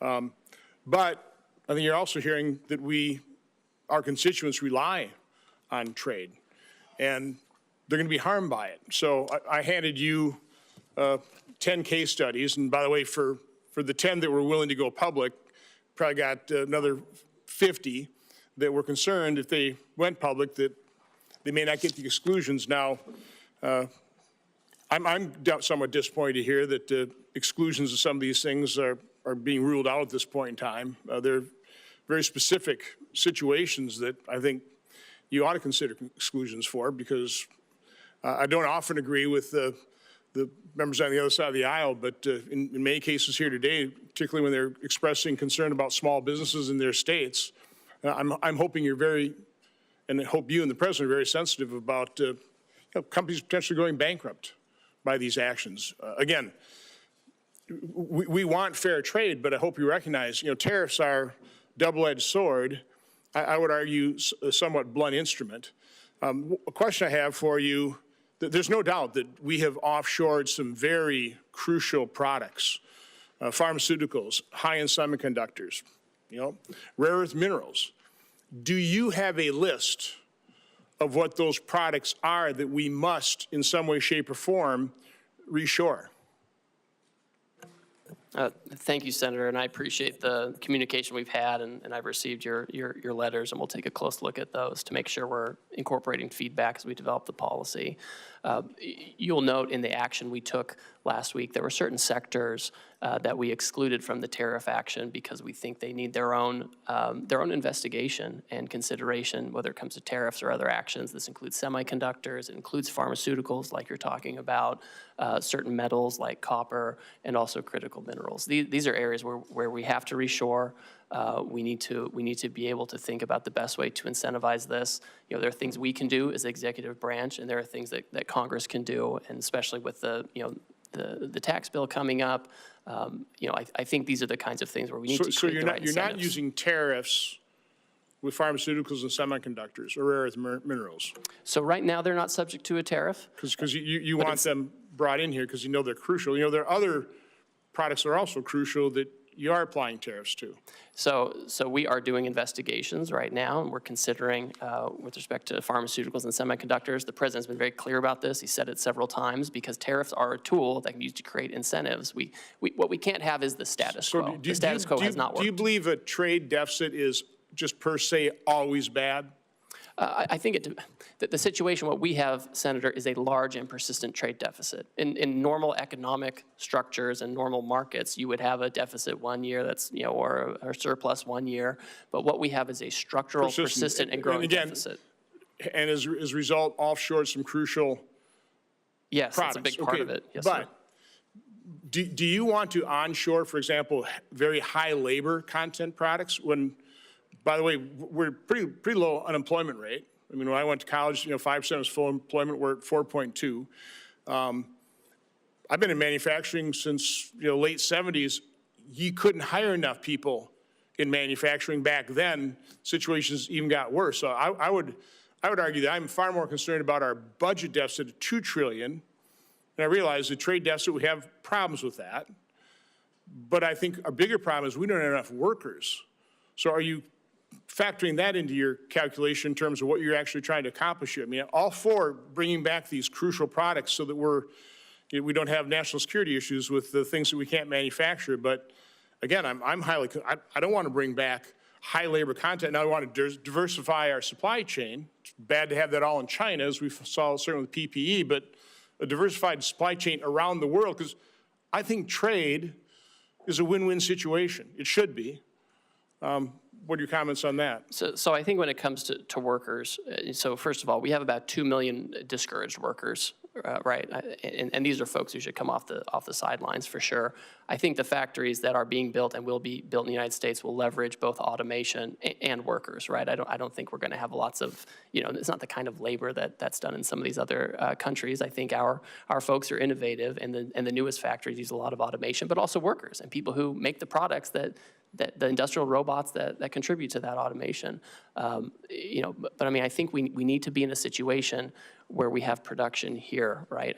We need to think not just in terms of quarterly earnings, but in the next century, and how do we set up the American economy now? How do we deal with the emergency now to make sure we can produce far into the future? Again, I would ask that these case studies be entered in the record, and I just really ask you and the President focus on the products we actually need as opposed to using this broad instrument. There's going to be an awful lot of collateral damage. People are already feeling that pain, so I hope you're sensitive to that. Without objection, and Senator Tillis is next. Thank you, Mr. Chairman. Ambassador Greer, thank you for being here. Back in the 90s, I was in management consulting, and there was a new platform that came out that promised to transform the business industry, ERP. Some of the early attempts at implementing the system proposed an a la prima approach. Let's do it all at once. Let's change the plumbing out. Let's get it all in, get it done, rip the Band-Aid off. It proved to be hugely unsuccessful. There were a lot of very visible projects, and the industry decided there needed to be a methodical sort of prioritization of what parts of the business needed to perform better sooner, and how do you layer onto that a comprehensive strategy.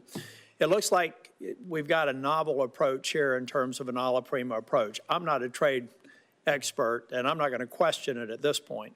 I do have a question about, at the end of the day, the other thing in management consulting we like to focus on is this concept of one throat to choke. In other words, when you're finally taking a look at a strategy, someone has to own it, and you can't say that it's the president or the vice president. So my first question to you, in this scenario, the decision maker who decided the a la prima approach, who has obviously had to have spent time anticipating what we saw in the markets and some of the pushback, I'm assuming this all got gamed out because it's a novel approach, it needed to be thought out. Whose throat do I get to choke if this proves to be wrong? Well, Senator, you can certainly always talk to me, but are you at the tip of the spear? Well, I'm at the tip of the spear certainly. Did you propose the a la prima approach? So first of all, I would push back, Senator, just a little bit on this. For now, we've excluded pharmaceuticals and semiconductors to take a different kind of approach. So let's get and we've excluded USMCA. Section 232 and 301, we know particularly Section 232 is still on aluminum. Section 301 is Chinese imports, where there's no other provider. I overheard you say that maybe, or I thought I heard you say in response to another question, that for the near term there won't be any exclusions. Is that true of China, where they have said the U.S. is unilaterally bullying and completely groundless, and they're going to fight to the end?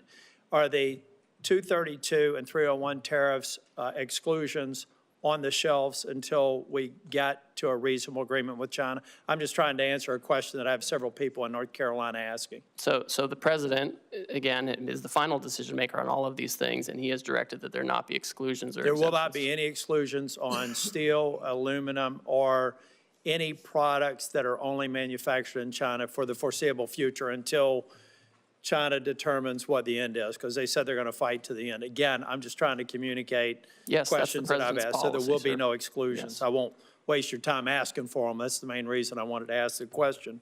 So again, I'm just trying to get my head around the logic of an a la prima approach, and I'm waiting to be, I'm waiting to see it be successful. But it just seems like we've decided to begin a trade war on all fronts, and that's okay if the person who thought this through has an answer for why you go after partners that we have a very long storied relationship with.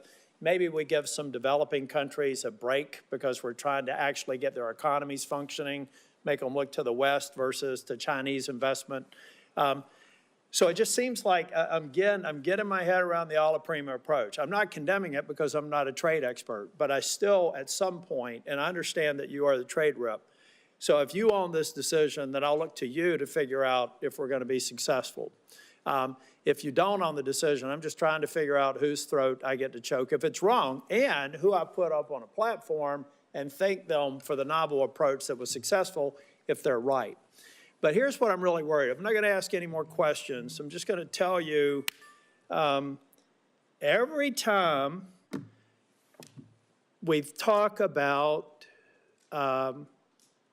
people having patience, we need to understand that the founding fathers made damn sure that that patience was never more than about 14 months, really. Everything that we need to do to know what the political environment is going to be about next year, it's going to be done by February of next year. So in your mind, do you believe that over the course of the next 14 months, we're going to have a level of certainty, and the people in the trailer park that I grew up in who are going to bear the brunt of some of these short-term cost increases, maybe some job displacement for a period of time, how are they going to be feeling Groundhog Day 2027 or 2026? Do we feel like the majority of this will be resolved and I'll be able to thank whoever thought that the alla prima approach was a good idea? Because that's about the timeline we've got to work with. Well, Senator, these people who voted for the president, is the same situation I grew up in, you know that. I agree, but let me just finish here because I don't want to get in the way of my colleagues. Yes.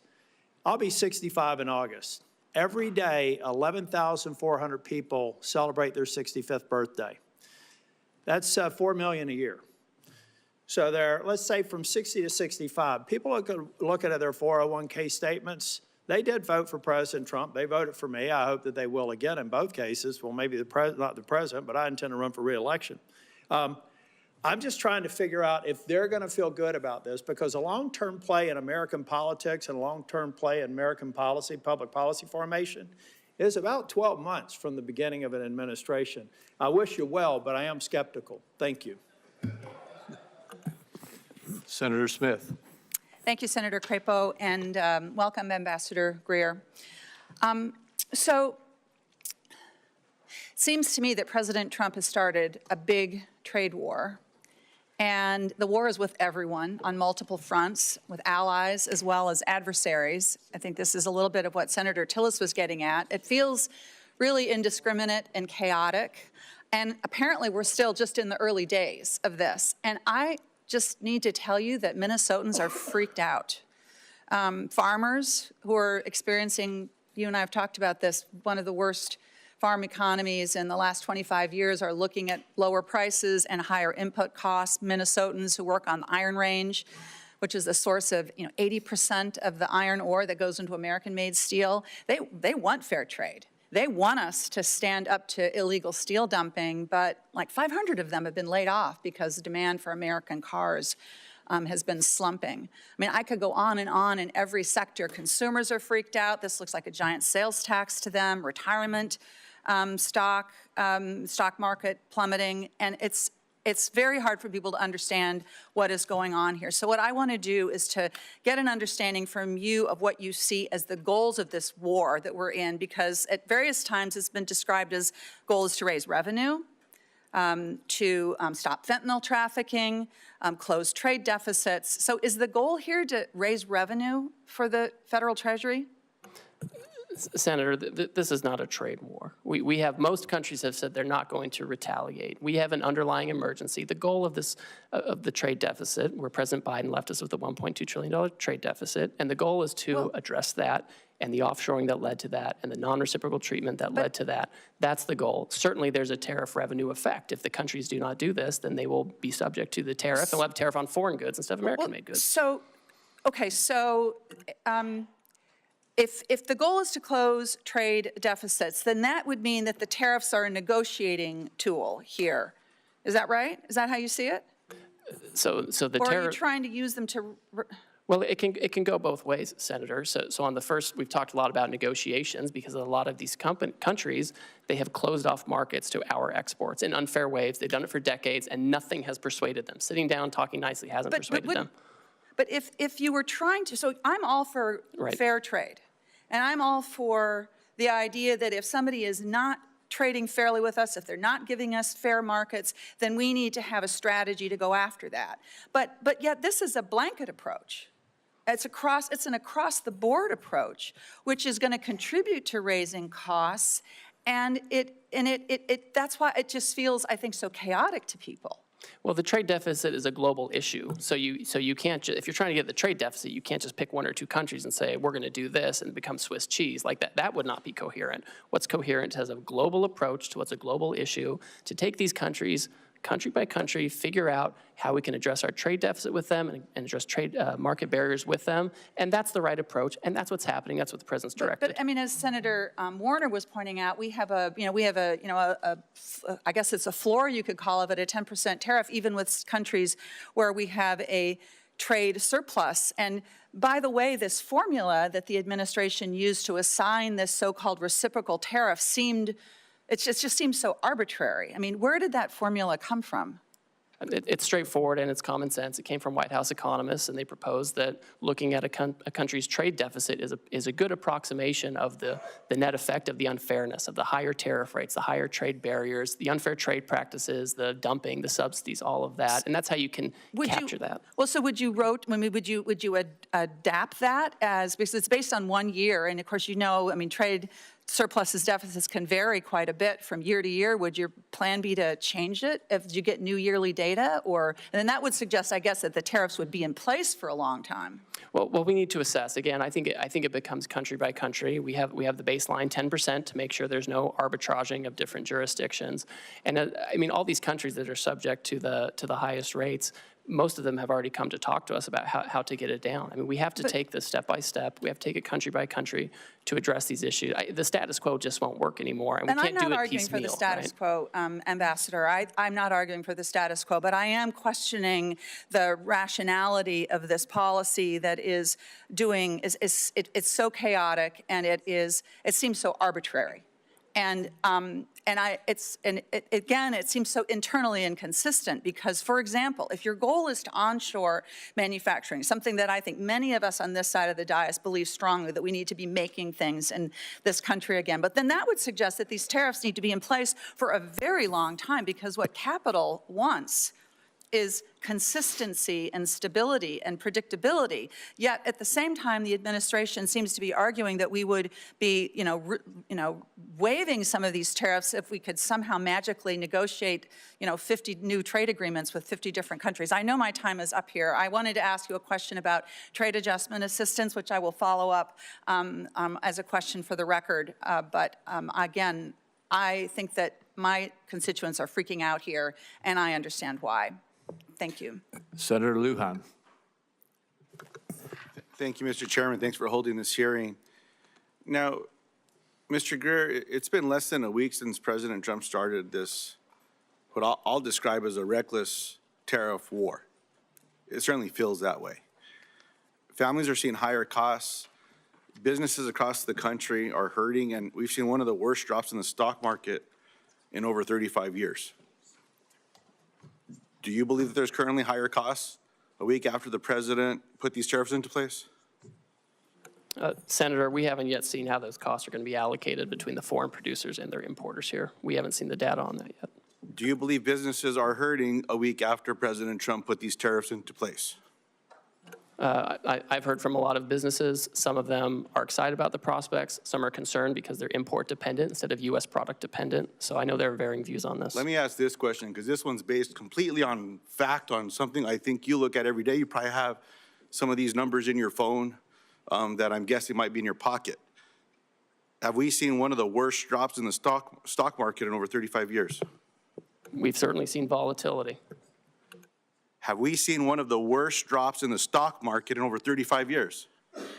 I think, and Senator Warner talked about this. We'll move on. If you don't want Well, I know everyone's concerned about Wall Street, and I'm just concerned about Main Street and getting these jobs back, Okay, let's talk about Main Street, Mr. Greer. Last time you were here, I asked if President Trump's trade war would hurt New Mexico businesses and families. You dodged my question. You told me, quote, I can't guarantee economic outcomes. When I pressed you, you told me that you want me to, quote, you asked me to, quote, hear from me on what the impacts of these tariffs are. Well, Mr. Greer, I'm here to tell you today, New Mexicans are hurting. I understand why you would not guarantee that New Mexicans wouldn't be hurt, because you probably knew what I thought then that we now see today, that This is hurting people back home. Now, I want to ask you the same question again. Yes or no, will President Trump's tariffs harm New Mexican businesses and families? Senator, I just don't think they will. Right now, you have duty-free trade with Canada and Mexico where they comply with the rules, where they have U.S., Mexican, and American content. I mean, this is designed, and I would hope that being a border state, this is something that you find valuable. And that's what we're trying to do. We're trying to incentivize production in the United States. We want North America to be competitive.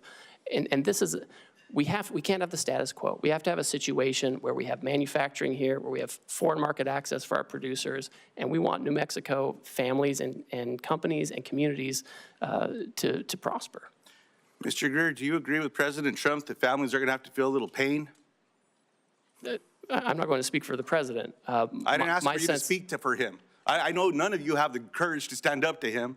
What I'm asking you, Mr. Greer, is do you agree with what the president said about these tariffs in that people are going to have to feel a little pain? That's my question. If we have companies that feel pain because they're adjusting their supply chains, have more American product made by American workers, that's an adjustment we have to make to prepare for the future. We can't keep doing the same thing we always did. And if companies are having trouble adjusting their supply chains, which I'm very sensitive to, this is something that we have to deal with. We can't do nothing for 4 years like we saw under Biden, where there was just nothing going on trade. Let me ask the question a little differently. Yes or no? Do you agree with President Trump when he said families are going to have to feel a little pain? Of course, I agree with the president. Thank you very much. But I expect that the jobs we see for manufacturing is going to far outweigh short on time, sir. So look, economists are predicting that Trump's trade war is going to cost American families about $4,000 per year. I disagree with your assessment now and agreeing with Donald Trump that families should feel pain. When I asked you about the economic impact of families back home, you said, no, they're going to do great. Things are going to be wonderful. New Mexico should be appreciative of all these things. I guess pain is the kind of relief that you believe that families should be going through. I mean, it is what it is. As I've been saying to my colleagues here, I understand the outcome of this last election. Donald Trump is now the president of the United States. He won the election. My Republican colleagues in the Senate won the election. They control the votes in this chamber. They control the votes in the House. That's why we're seeing these budget resolutions. All I'm saying is own up to what you want to do. You want to do it. Just be honest with the American people about what's going on. I appreciate the time today, Mr. Chairman. I yield back. The same economists who are crying out now were the ones who said we were going to crash the economy, and Trump won. We put tariffs on China, and real median household income went up for Americans by $7,000. Inflation went down, unemployment went down. So we have history showing that we know how to use this. Mr. Chairman, since Mr. Greer went on, I will just follow up again. Then help explain the pain that people are feeling today with your assessment of what Donald Trump said, that families should feel some pain. That's all okay with you all? Senator, we're not going to be in a situation where we keep allowing Wall Street to run the economy. And as we're making that transition, companies you know what, Mr. Greer, will need to adjust. Go spend a little time at the grocery store talking to some of my constituents back home. I'll take you around. We'll walk around. We're not going to give anyone a heads up. You just go do it. And let's see what the regular folks back home are doing, including the people that come and talk to me that say they voted for this president. This is not what they stand up for. Farmers and ranchers are getting the short end of the stick from USDA, where these grants are being cut, and they say, oh, no, it's because we don't want to give people food. Baloney. You're cutting the lifeline for these farmers and ranchers as well, in addition to what's happening with these inputs with tariffs. Look, you all are a lot smarter than I. I'm just a regular person back home. I'm one of them. Senator Warnock. That's the difference between you and I, sir. Senator Warnock.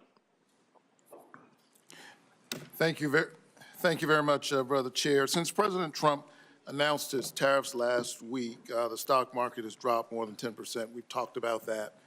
I'm more concerned about the impact on ordinary people. This for me is a regressive tax.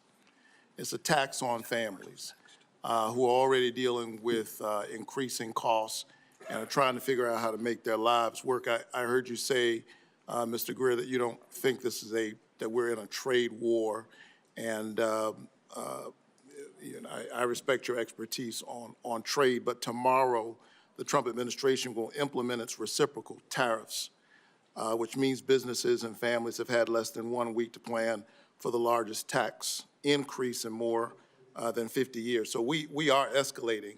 And so we can go back and forth about whether we think it's a trade war. I'm focused on how this is impacting families. Normally, when tariffs are being discussed, businesses and industries have time to plan. And the government often provides an orderly and clear process for American companies to apply for exclusions from tariffs when it's not possible for them to sell a product without importing parts or all of it because no one manufactures it here. We all know uncertainty is the worst thing for business. I'm hearing this from farmers. I'm hearing it from folks in the manufacturing sector. So I hope we can provide some certainty. What should a multinational retailer do about their products made only overseas or that contain parts only made overseas? We're seeing this in our automotive sector in Georgia. Should they just raise their prices on families to account for the new tax, or is there a process for that company to reach out to the White House for an exclusion? So Senator Warnock, the Section 232 on autos is a Commerce Department action. One thing they've done is they have said that they would be willing to give some kind of a credit for U.S. content in parts and components, and they can approach the Commerce Department about this. It's not a decision I'm making, but I know that this is one alternative. You know, I'm mindful, you know, when I hear this, obviously we're sensitive to these dynamics, but it just reminds me that we lost 5 million manufacturing jobs over the last 20 years, and that's part of the reason why we're in this situation now, and we just have to bring those back. So it's important to bring them back now before the situation gets worse. But the question is, what do they do? Do they pass that price on to consumers? Well, what we've seen is Ford and GM, for example, have announced actually that they're giving discounts. That was the big news last week. Last Thursday, they'd be giving discounts going forward. These companies often are going to figure out how they allocate costs among themselves, and it rarely gets down to the consumer in one-for-one basis. So the company might figure it out, I think, Well, they can approach the Commerce Department to talk about the credits. Let me go smaller. Last week, my office met with Angela Hawkins. She's the founder of Bamboo, a small business in Atlanta that sells bamboo-based sleepwear and sheets, particularly for people with severe and sensitive skin allergies like her husband. Angela's products are made overseas because you can't really find bamboo fabric made in the United States. What should Angela do? Pay the new tax, raise her prices, and risk losing customers? Or is there a process for her to apply for an exclusion from the Trump White House? So, Senator, the president has said that in connection with this action, he's not going to have exclusions or exemptions beyond what's in the program already for certain products. So she'll just have to figure it out? She'll have to work with her business partners and find about sourcing, and she'll have to either raise prices and risk customers, basically is the answer, right? Because she can't get bamboo here. It will depend on the tariff rate. Every country has a different rate, and some are much lower than others, and so they're she might even go out of business. Let's go even smaller. Early estimates show that President Trump's tariffs will increase the cost of goods by $3,800 for an average American household. Many critical baby goods like cribs and baby gates are produced abroad or made or have foreign-made components. I went through this not long ago as a parent of young children. For an expecting family in Augusta, Georgia, who may now see a 50% price increase for that stroller or car seat, what is the process for that family to apply for a White House exclusion? I guess if the business owner can't get one, they can't get one either, correct? So there's not an exclusion process. That's right. So they would just bear the cost? Well, I think the studies you're talking about, the economists, they got it wrong in Trump 1. They said there's going to be inflation because of tariffs, and it went down. So when I hear them now saying the same thing, I just don't trust what they're saying. And that's, you know, the fact of history shows that it's not a one-to-one. The highest inflation we ever saw was under Biden for housing and education and healthcare and all of these things. And it was, and I don't know where everybody was then when that was skyrocketing by 20%. What if their child is potassium deficient and now bananas are more expensive? Last I checked, we don't have the climate to grow bananas in the United States. Who should that family reach out to the White House for an exclusion for that price hike on those bananas? Well, again, as we've discussed, there's not an exclusion process. I think we've waited too long with the status quo. I know people want the status quo. They want the trading system that Wall Street likes, but we can't have it anymore. So here you and I agree. Nobody wants the status quo. This economy is not working for working families, for ordinary people. And I would submit that what the President did last week in such a reckless and sudden way is adding even more pressure on these families. Thank you so much. Senator Warren. Thank you, Mr. Chairman. Donald Trump is single-handedly driving this economy off a cliff.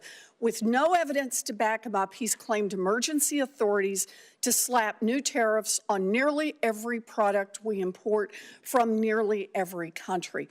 But Congress has the power to reverse these tariffs, and we should do so immediately.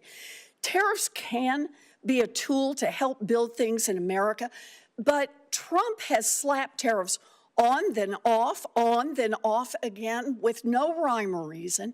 And the uncertainty about the long-term rules makes companies far less likely to invest in manufacturing or jobs here in the United States. If Congress doesn't stand up to Trump, economists predict a recession before the end of the year. And Fed Chair Jerome Powell says we're in a real danger of, quote, both higher unemployment and higher inflation. Translation, Trump's tariffs will push millions of workers out of jobs and push prices up at the same time. So, Ambassador Greer, we've heard a lot of conflicting statements about whether these tariffs are here to stay, how many more rounds of on-off we're going to do. So let me ask the question from a different perspective. Ambassador Greer, we lost 700,000 jobs each month in the last recession.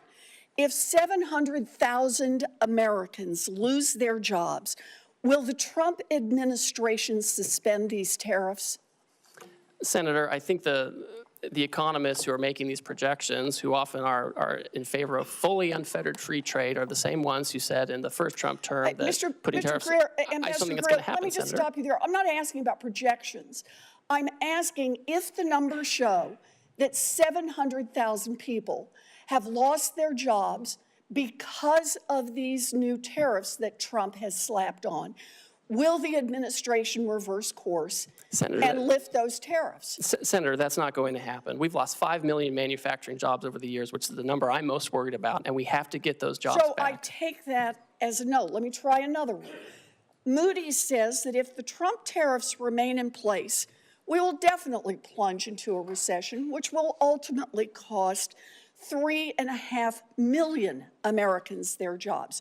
So, Ambassador Greer, if Trump's tariffs push 3.5 million people out of work, will the Trump administration reverse course and lift those tariffs? Senator, the Wall Street analysts are wrong. They never want to have any kind of change to the status quo. Right or but that's who you're quoting to me, Senator. Senator. I'm giving you a number. If the number is 3.5 million, if it never comes to pass, you don't have to worry about your answer. But if 3.5 million people lose their jobs because of these tariffs, is the Trump administration prepared to lift them? Right now, this minute, we're working on negotiations with countries who believe they can achieve reciprocity with us and get their trade deficit down. And that's the emergency we're focused on. There's not going to be a situation where years from now we've lost millions of jobs. Let me try one more time. If Trump tariffs push workers out of their jobs and raise prices, as Fed Chair Powell has predicted, will you reverse course then? I think also with respect to Chairman Powell, who I don't know personally, but I know the president makes decisions on trade, and he rarely takes advice from Chairman Powell on this. We found in Trump 1 that you could put tariffs on China and you could make it work and have lower income, lower unemployment, lower inflation, and increase real median household income over time as we reshore. And that's what we have to do, Senator. What I'm hearing you say is that no one can hear a rhyme or reason to why the tariffs are off again, on again, off again, on again. But what you're telling us is the fact that hundreds of thousands, even millions of people could lose their jobs and that prices could go up will not be a factor for you or for Donald Trump for rolling those tariffs back. Look, if Republicans are serious about protecting American jobs and fighting inflation, then they can join Democrats right now to pass a resolution to fix Trump's reckless tariffs. This economy is teetering on the edge of collapse. We have the power right here in the Senate and over in the House of Representatives to take this authority away from Donald Trump. We can get this voted on. Senator Wyden and I have already are about to introduce the bill to do that.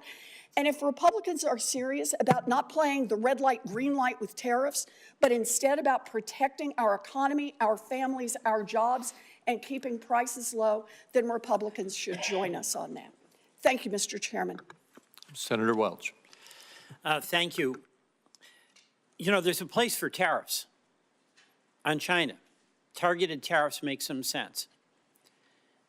What is being rolled out and the way this is being done is so destructive and so reckless and so irresponsible that it's creating nothing but economic chaos, uncertainty, and suffering for a lot of people. These are really disastrous for Vermont. I just want to go through this question of how do these roll out? You did not set, as our trade representative, the tariff rates on all of these countries that were on display when the president announced them, right? Senator, the president made a decision on how he wanted to have the tariff set, and the economic cabinet advised him on that. Right, but you did not set like the 50% rate on Lesotho. I personally didn't, no. Yeah, can you explain how that makes any sense? So the way that the methodology works is the emergency we're talking about is premised on the trade deficit, which we think is well, I'm explaining the methodology, Senator, if you want to hear it. This has got to get concrete, because this has real impacts on everyday people.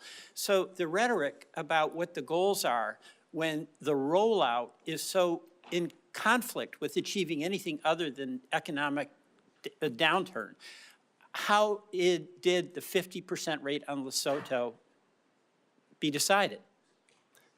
So when you have White House economists who assess the trade deficit. But you had no role in it? Well, I certainly had a role in it. Everyone was advising the president on how to do this. Tell me why I came up with 50% for Lesotho. Well, I'd like to tell you, Senator. So when you look at a country's trade deficit, we believe that captures some of the unfairnesses, and you have to have a uniform methodology. You can't be arbitrary or capricious. I'm going to keep going, because Lesotho does diamonds, and, you know. I'm happy to talk more to you about the methodology. There is, I mean, my sense is there is no methodology. I asked ChatGPT, and basically they came up with some formula. Well, that's not true. Well, here's how it looks. Donald Trump just got fed up and said, what the heck, we'll just go with this formula that makes no sense. Number two, the issue of these tariffs. Now, the phone is ringing off the hook at the White House from countries wanting to get a break, right? They want to talk about have to have reciprocal trade with us and how to get that deficit down. That's right. So here's the structural issue that is really alarming to me, and I hope to all of us. We are using these tariffs, or the president is using these tariffs, from going from an economy that's based on competition to one that's based on access. You know, in a competitive economy, your product, your service determines the outcome and how well you do. That's an access economy. Is this going to be the arbitrary authority of the president to decide, yes, we'll cut the Vietnam tariff, and no, we'll sustain the tariff on Lesotho?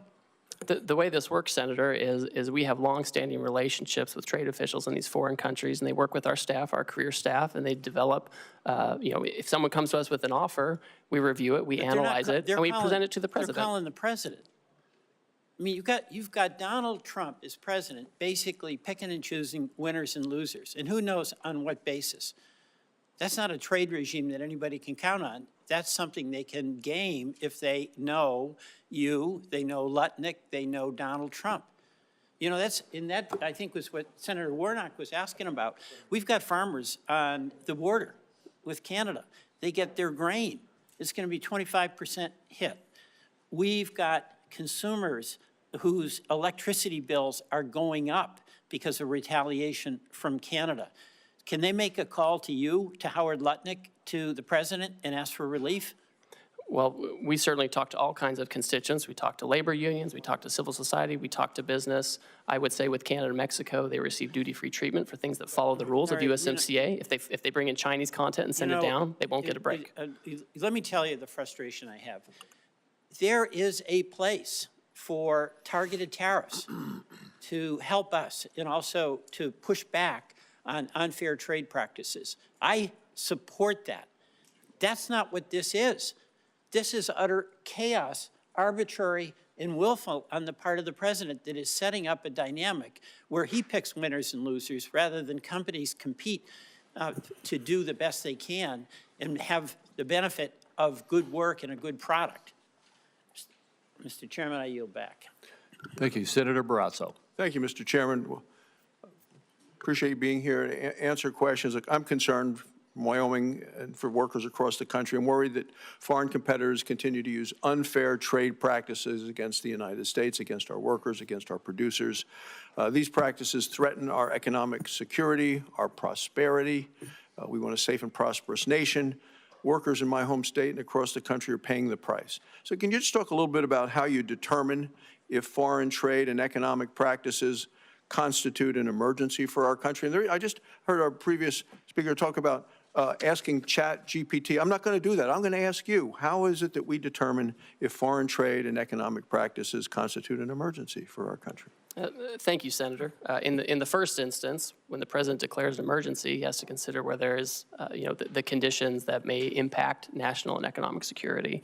And so for him, he took a look at our trade deficit, which was the largest in human history under President Biden, $1.2 trillion, and we looked at what the effect of that was, and it includes loss of 5 million manufacturing jobs, loss of 90,000 factories, loss of competitiveness with China in advanced technology. And then we looked at what are some of the causes of the trade deficit. And certainly there's currency manipulation, there's other currency factors, but also non-reciprocity in trade, barriers overseas, whether tariffs or non-tariff barriers that keep us out, unfair trading practices like dumping and other things that push things into our market, or subsidies, or state-directed economies. And so those are the things we look at. And then when you move to the countries, obviously it's common sense to have a baseline to make sure there's no cheating and that we can get at the deficit broadly based, and then to have a higher rate for those who have who pose the biggest challenges in terms of the trade deficit and unfair practices. Thanks. Could I ask you about nuclear fuel? And, for decades, America led the world in uranium production. Today, there's virtually no commercial enrichment capacity. We're dangerously dependent on imports from other countries. Congress took a strong stand by banning Russian uranium imports. We're now seeing a troubling shift with increased uranium imports coming from China. And we think it's the uranium from Russia going to China, which they then sell to the United States. So we've simply replaced one adversary with another. This poses to me a serious threat to our national security, to our energy independence. Wyoming has the resources and the workforce to revive American uranium production. But what we know is that subsidized foreign uranium from China and from Russia threatens to undermine our domestic industry. Well, you're going to support efforts to end uranium imports from China as we continue to try to build our U.S. nuclear supply. Senator, I'm happy to talk to you about that and the best way to implement that kind of action. Great. Market access for Wyoming beef. Our ranchers are seeing what you recently did, what the president has recently done, and say it's about time. I know you heard a lot about market access today. Just specifically discuss market access for American beef. It's our #1 cash crop in Wyoming. Our ranchers produce some of the highest quality beef in the world, yet our beef faces significant barriers in key foreign markets. So I do appreciate your office's efforts to document the numerous barriers that unfairly block American beef exports. For example, Thailand imposes a 50% tariff on American beef. The European Union's numerous, quote, Green Deal restrictions limit market opportunities for our ranchers.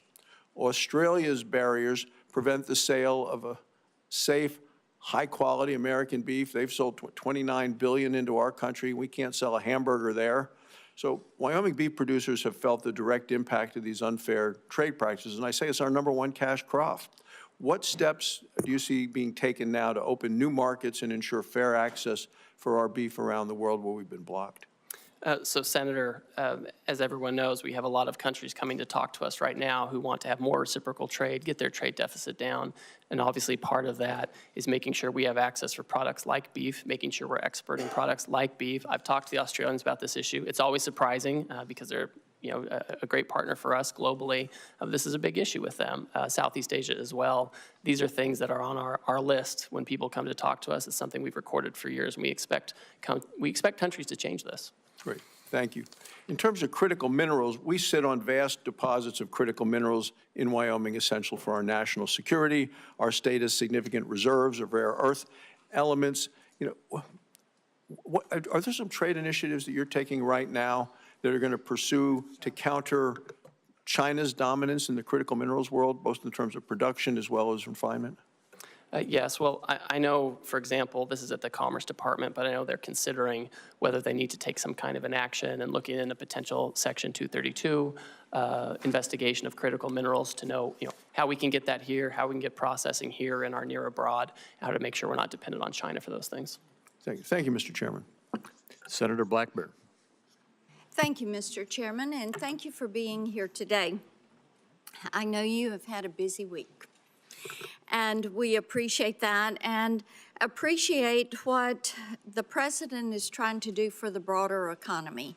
And of course, it is encouraging to hear that we have 70 countries that are coming in to negotiate tariffs and some of those non-tariff barriers that have existed. So we're grateful for all that work. I do want to ask you about some of the foreign governments using bogus environmental regulations to really sideline American businesses. And the EU's new deforestation regulation is a great example of this, imposing excessive reporting requirements that would shut out Tennessee pulp and paper producers from foreign markets. And also, we're seeing some of these foreign governments actually seize U.S. assets under false pretenses. And last year we had a company, Vulcan Materials, which declined to sell its Mexican port to the government. So armed forces came in and took control of that, citing environmental licensing requirements. And this is a pattern of regulatory abuse, and it keeps our companies out of the global market. So how are you working to protect these U.S. businesses and to deal with these foreign governments who are weaponizing their bogus regulations to restrict the market access?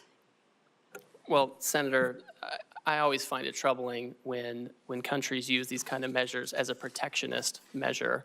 Our companies, whether they're making here and exporting or going elsewhere to produce in other countries, are always the cleanest and most responsible, always. And we should always have the best treatment under those kinds of regimes. So with respect to the two examples you noted on the Vulcan issue, I've raised this personally with Mexican trade officials. And with respect to the EU forestry regulation, my understanding is right now it's a little bit on pause while they themselves look at it and take a second look. And I talk to my counterparts in Europe frequently, and this is something where I want to make sure that they're treating us appropriately under this law, not discriminating against us. That's wonderful. If I could get in writing from you an update on the Vulcan port issue, that would be helpful also. We're happy to do that, Senator. Thank you. I want to talk about digital trade because President Trump really has shown great leadership when it comes to digital trade. And that was a part of the negotiations on the USMCA. And it really gave us a very robust and ambitious digital trade chapter. And the provisions, including cross-border data flows and data localization, are critical to facilitating strategic U.S. initiatives across a broad range of industries. And we have an opportunity now to build on this digital chapter. So, and I think that could really pave a way to add other provisions on critical issues such as AI, such as quantum computing that we are dealing with. So how could you use this digital trade chapter that we have in the USMCA to expand that globally as we look at negotiating new trade agreements? Well, I think it's important to understand that our companies, our digital trade companies, are the most competitive in the world. They're the most effective in the world. And what we don't want is a situation where they are retaliated against or they're discriminated against such that their Chinese competitors actually take up market share. I mean, that would be a disastrous situation. And so as countries come to us and want to talk about how to have more reciprocal trade or better trade actions, I would expect that we want to make sure that they're not discriminating against our technology companies. And we want to make sure we have a level playing field so we can have the appropriate market access that we want, and whether we do that in formal trade agreements or just in commitments from these other countries. Well, and as you know, digital trade is important to Tennessee. Yes, ma'am. So we're looking forward to that. Non-tariff barriers are something that get mentioned quite a bit as we are talking to companies. I know Vietnam has several non-tariff barriers, and we've seen this in the USTR's National Trade Estimate report. And we had a record high deficit with Vietnam in 2024. And in part, that's because Chinese companies are using Vietnam to transship. So will you work to ensure that any possible deal with Vietnam, because I know they've been first to the table to try to negotiate for a zero tariff, but we want to make certain that whatever is done includes provisions that will not allow China to reap the benefits of working with and shipping through Vietnam.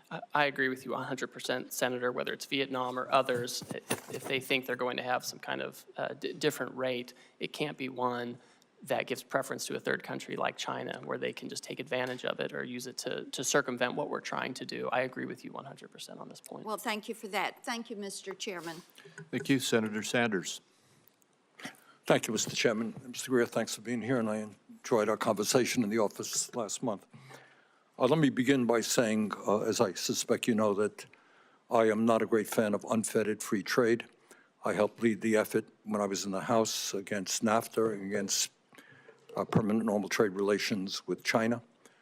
I will never forget a visit that I made to the Macadillo area in Mexico, where I saw brand new factories and literally Mexican workers living in cardboard boxes. And the result, of course, was the loss of hundreds of thousands of jobs, good-paying jobs in this country, transferring them to Mexico where people work for horrendous wages. That is the type of trade policy which I detest. But I want to move to an area to talk about the legal basis of what President Trump has done. President Trump said, Mr. Greer, that he had no choice in terms of Canada, and I live 50 miles away from the Canadian border. He had no choice but to bypass Congress and to impose an emergency 25% tariff on Canada to stop, quote, the massive, end quote, amount of fentanyl and, quote, the millions and millions of undocumented immigrants coming from the northern border. Unfortunately, that's a lie. The truth is that the U.S. Customs and Border Protection reported just 43 pounds of fentanyl was seized at the Canadian border last year, representing just 0.2% of the total. Now, we could agree that 1 pound of fentanyl is too much. But if 0.2% constitutes an emergency, my guess is illegal drugs are coming in from every country in the world. And that gives the President of the United States incredible power to determine tariffs. Further, he said he talked about millions and millions of undocumented immigrants coming from Canada. In fact, last year there were 24,000 people, not millions and millions. First question, really, we can argue about tariffs, but why does the president have to lie all of the time in order to make his point? So, Senator, I would just refute that when the president is talking about the nature of the emergency we have. I mean, Could you talk a little bit closer into the mic, please? Certainly. Senator, I would just say, I think you need to look at what the president issued in terms of the order for the legal basis for what we're doing, right? I mean, the president very rightly hit on this issue of fentanyl migration coming from northern southern borders, and it's a real emergency. Drugs are a real emergency. 0.2%. You can then argue illegal drugs come from every country in the world. If you declare that as an emergency, you're giving the President of the United States unbelievable power. Let me go on that point. Let me mention to you what you probably know. 7 Republicans have joined a number of Democrats on legislation reasserting Congress's ability to play an active role in trade and tariffs. That, on the Republican side, was led by Senator Grassley. And he said, and I quote, "For too long, Congress has delegated its clear authority to regulate interstate and foreign commerce to the executive branch, et cetera, et cetera." He wants to reassert Congress's constitutional role and ensure Congress has a voice in trade policy, end of quote. In the last 2 weeks, all we have seen is reports in the newspaper. Congress has not had 1 ounce of authority in determining tariff policy. Do you think Congress should be completely left out of the process? Or does the president have emergency power to do anything he wants with regard to tariffs? Senator, my staff has had over 200 meetings with congressional offices in the past 2 months to consult. The president's been very transparent about what he wants to do on tariffs. Congress delegated a lot to him to take this action. Mr. Greer, you can have all the meetings you want. You and I had a nice meeting. But at the end of the day, the president did exactly what he wanted to do without any discussion, formal discussion with members of Congress. He could make recommendations to Congress, that's for sure. Do you really think that he has the power under an emergency degree to reorder the trade world, global trade policy, without any input from the United States Congress? Sir, Congress gave him this law where if he determines a national emergency, he can take appropriate action to regulate imports. That's what he's done. And you think it's a national emergency that 0.2% of fentanyl coming from Canada constitutes a national emergency? Sir, do you? The president has determined that Canada... I'm asking you. You're asking me about drug policy. So I agree with the president. If you have China and Canada and Mexico putting drugs into this country at different levels, then that's an emergency. We have to deal with it. Look, we're not going to argue about the danger of drugs. 43 pounds of fentanyl. On that basis, the president can declare an emergency with any country on earth and take unlimited power. That's called authoritarianism. Okay? That's not what a democracy does. Do you have any concerns about all of that power going into the hands of the president? Sir, Congress delegated this power to the president. He has to renew the emergency every year. He has to give reports to Congress. The Congress told him what he has to do to use this authority, and he's doing those things. Okay. Thank you, Mr. Chairman. Thank you. We have, you've been going now 2 hours and almost 40 minutes, but we have one more question. Senator Wyden has one more question, and then we'll Thank you very much, Mr. Chairman. So, Mr. Greer, we've been at this a long time, and you've offered a lot of word salad about international trade, reciprocity and metrics, and the list goes on and on. But inside this verbiage, you've ducked a very big question, and that is, how can you negotiate with scores of countries before Americans see their 401ks go up in smoke? And so what I'd like to do is just ask you one simple question to wrap this up, because at home in Oregon, people want to know what we're doing to help the people who are hurting today, not months and months or elections and all kinds of dates far in the future. So here's my question to wrap up. When will those hurting now see real relief? Senator, the country decisively voted for this president and his trade policy. He knows how to use tariffs appropriately to negotiate deals where necessary and to drive investment and manufacturing back to the U.S. And that's what we're doing. He was successful in his first term in using it. Real wages went up, and that's what we're doing now. And we're working around the clock to make sure we can do that.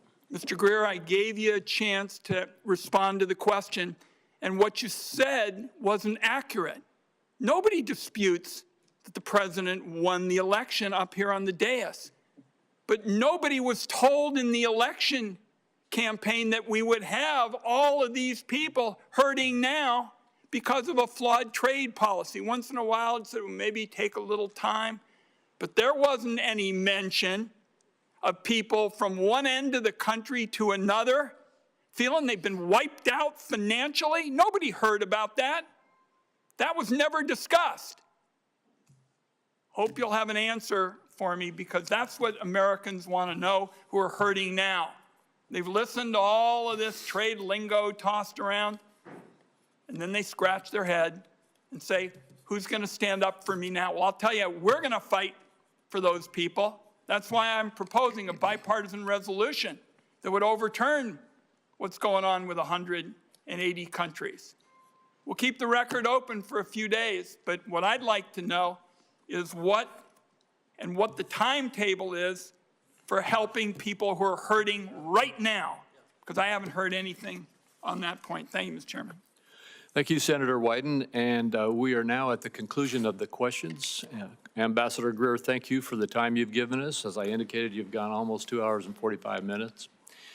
And I think you have been very clear about what the President's intentions are and how you expect this to roll out. The questions for the record deadline is Tuesday, April 15th for members of the Senate.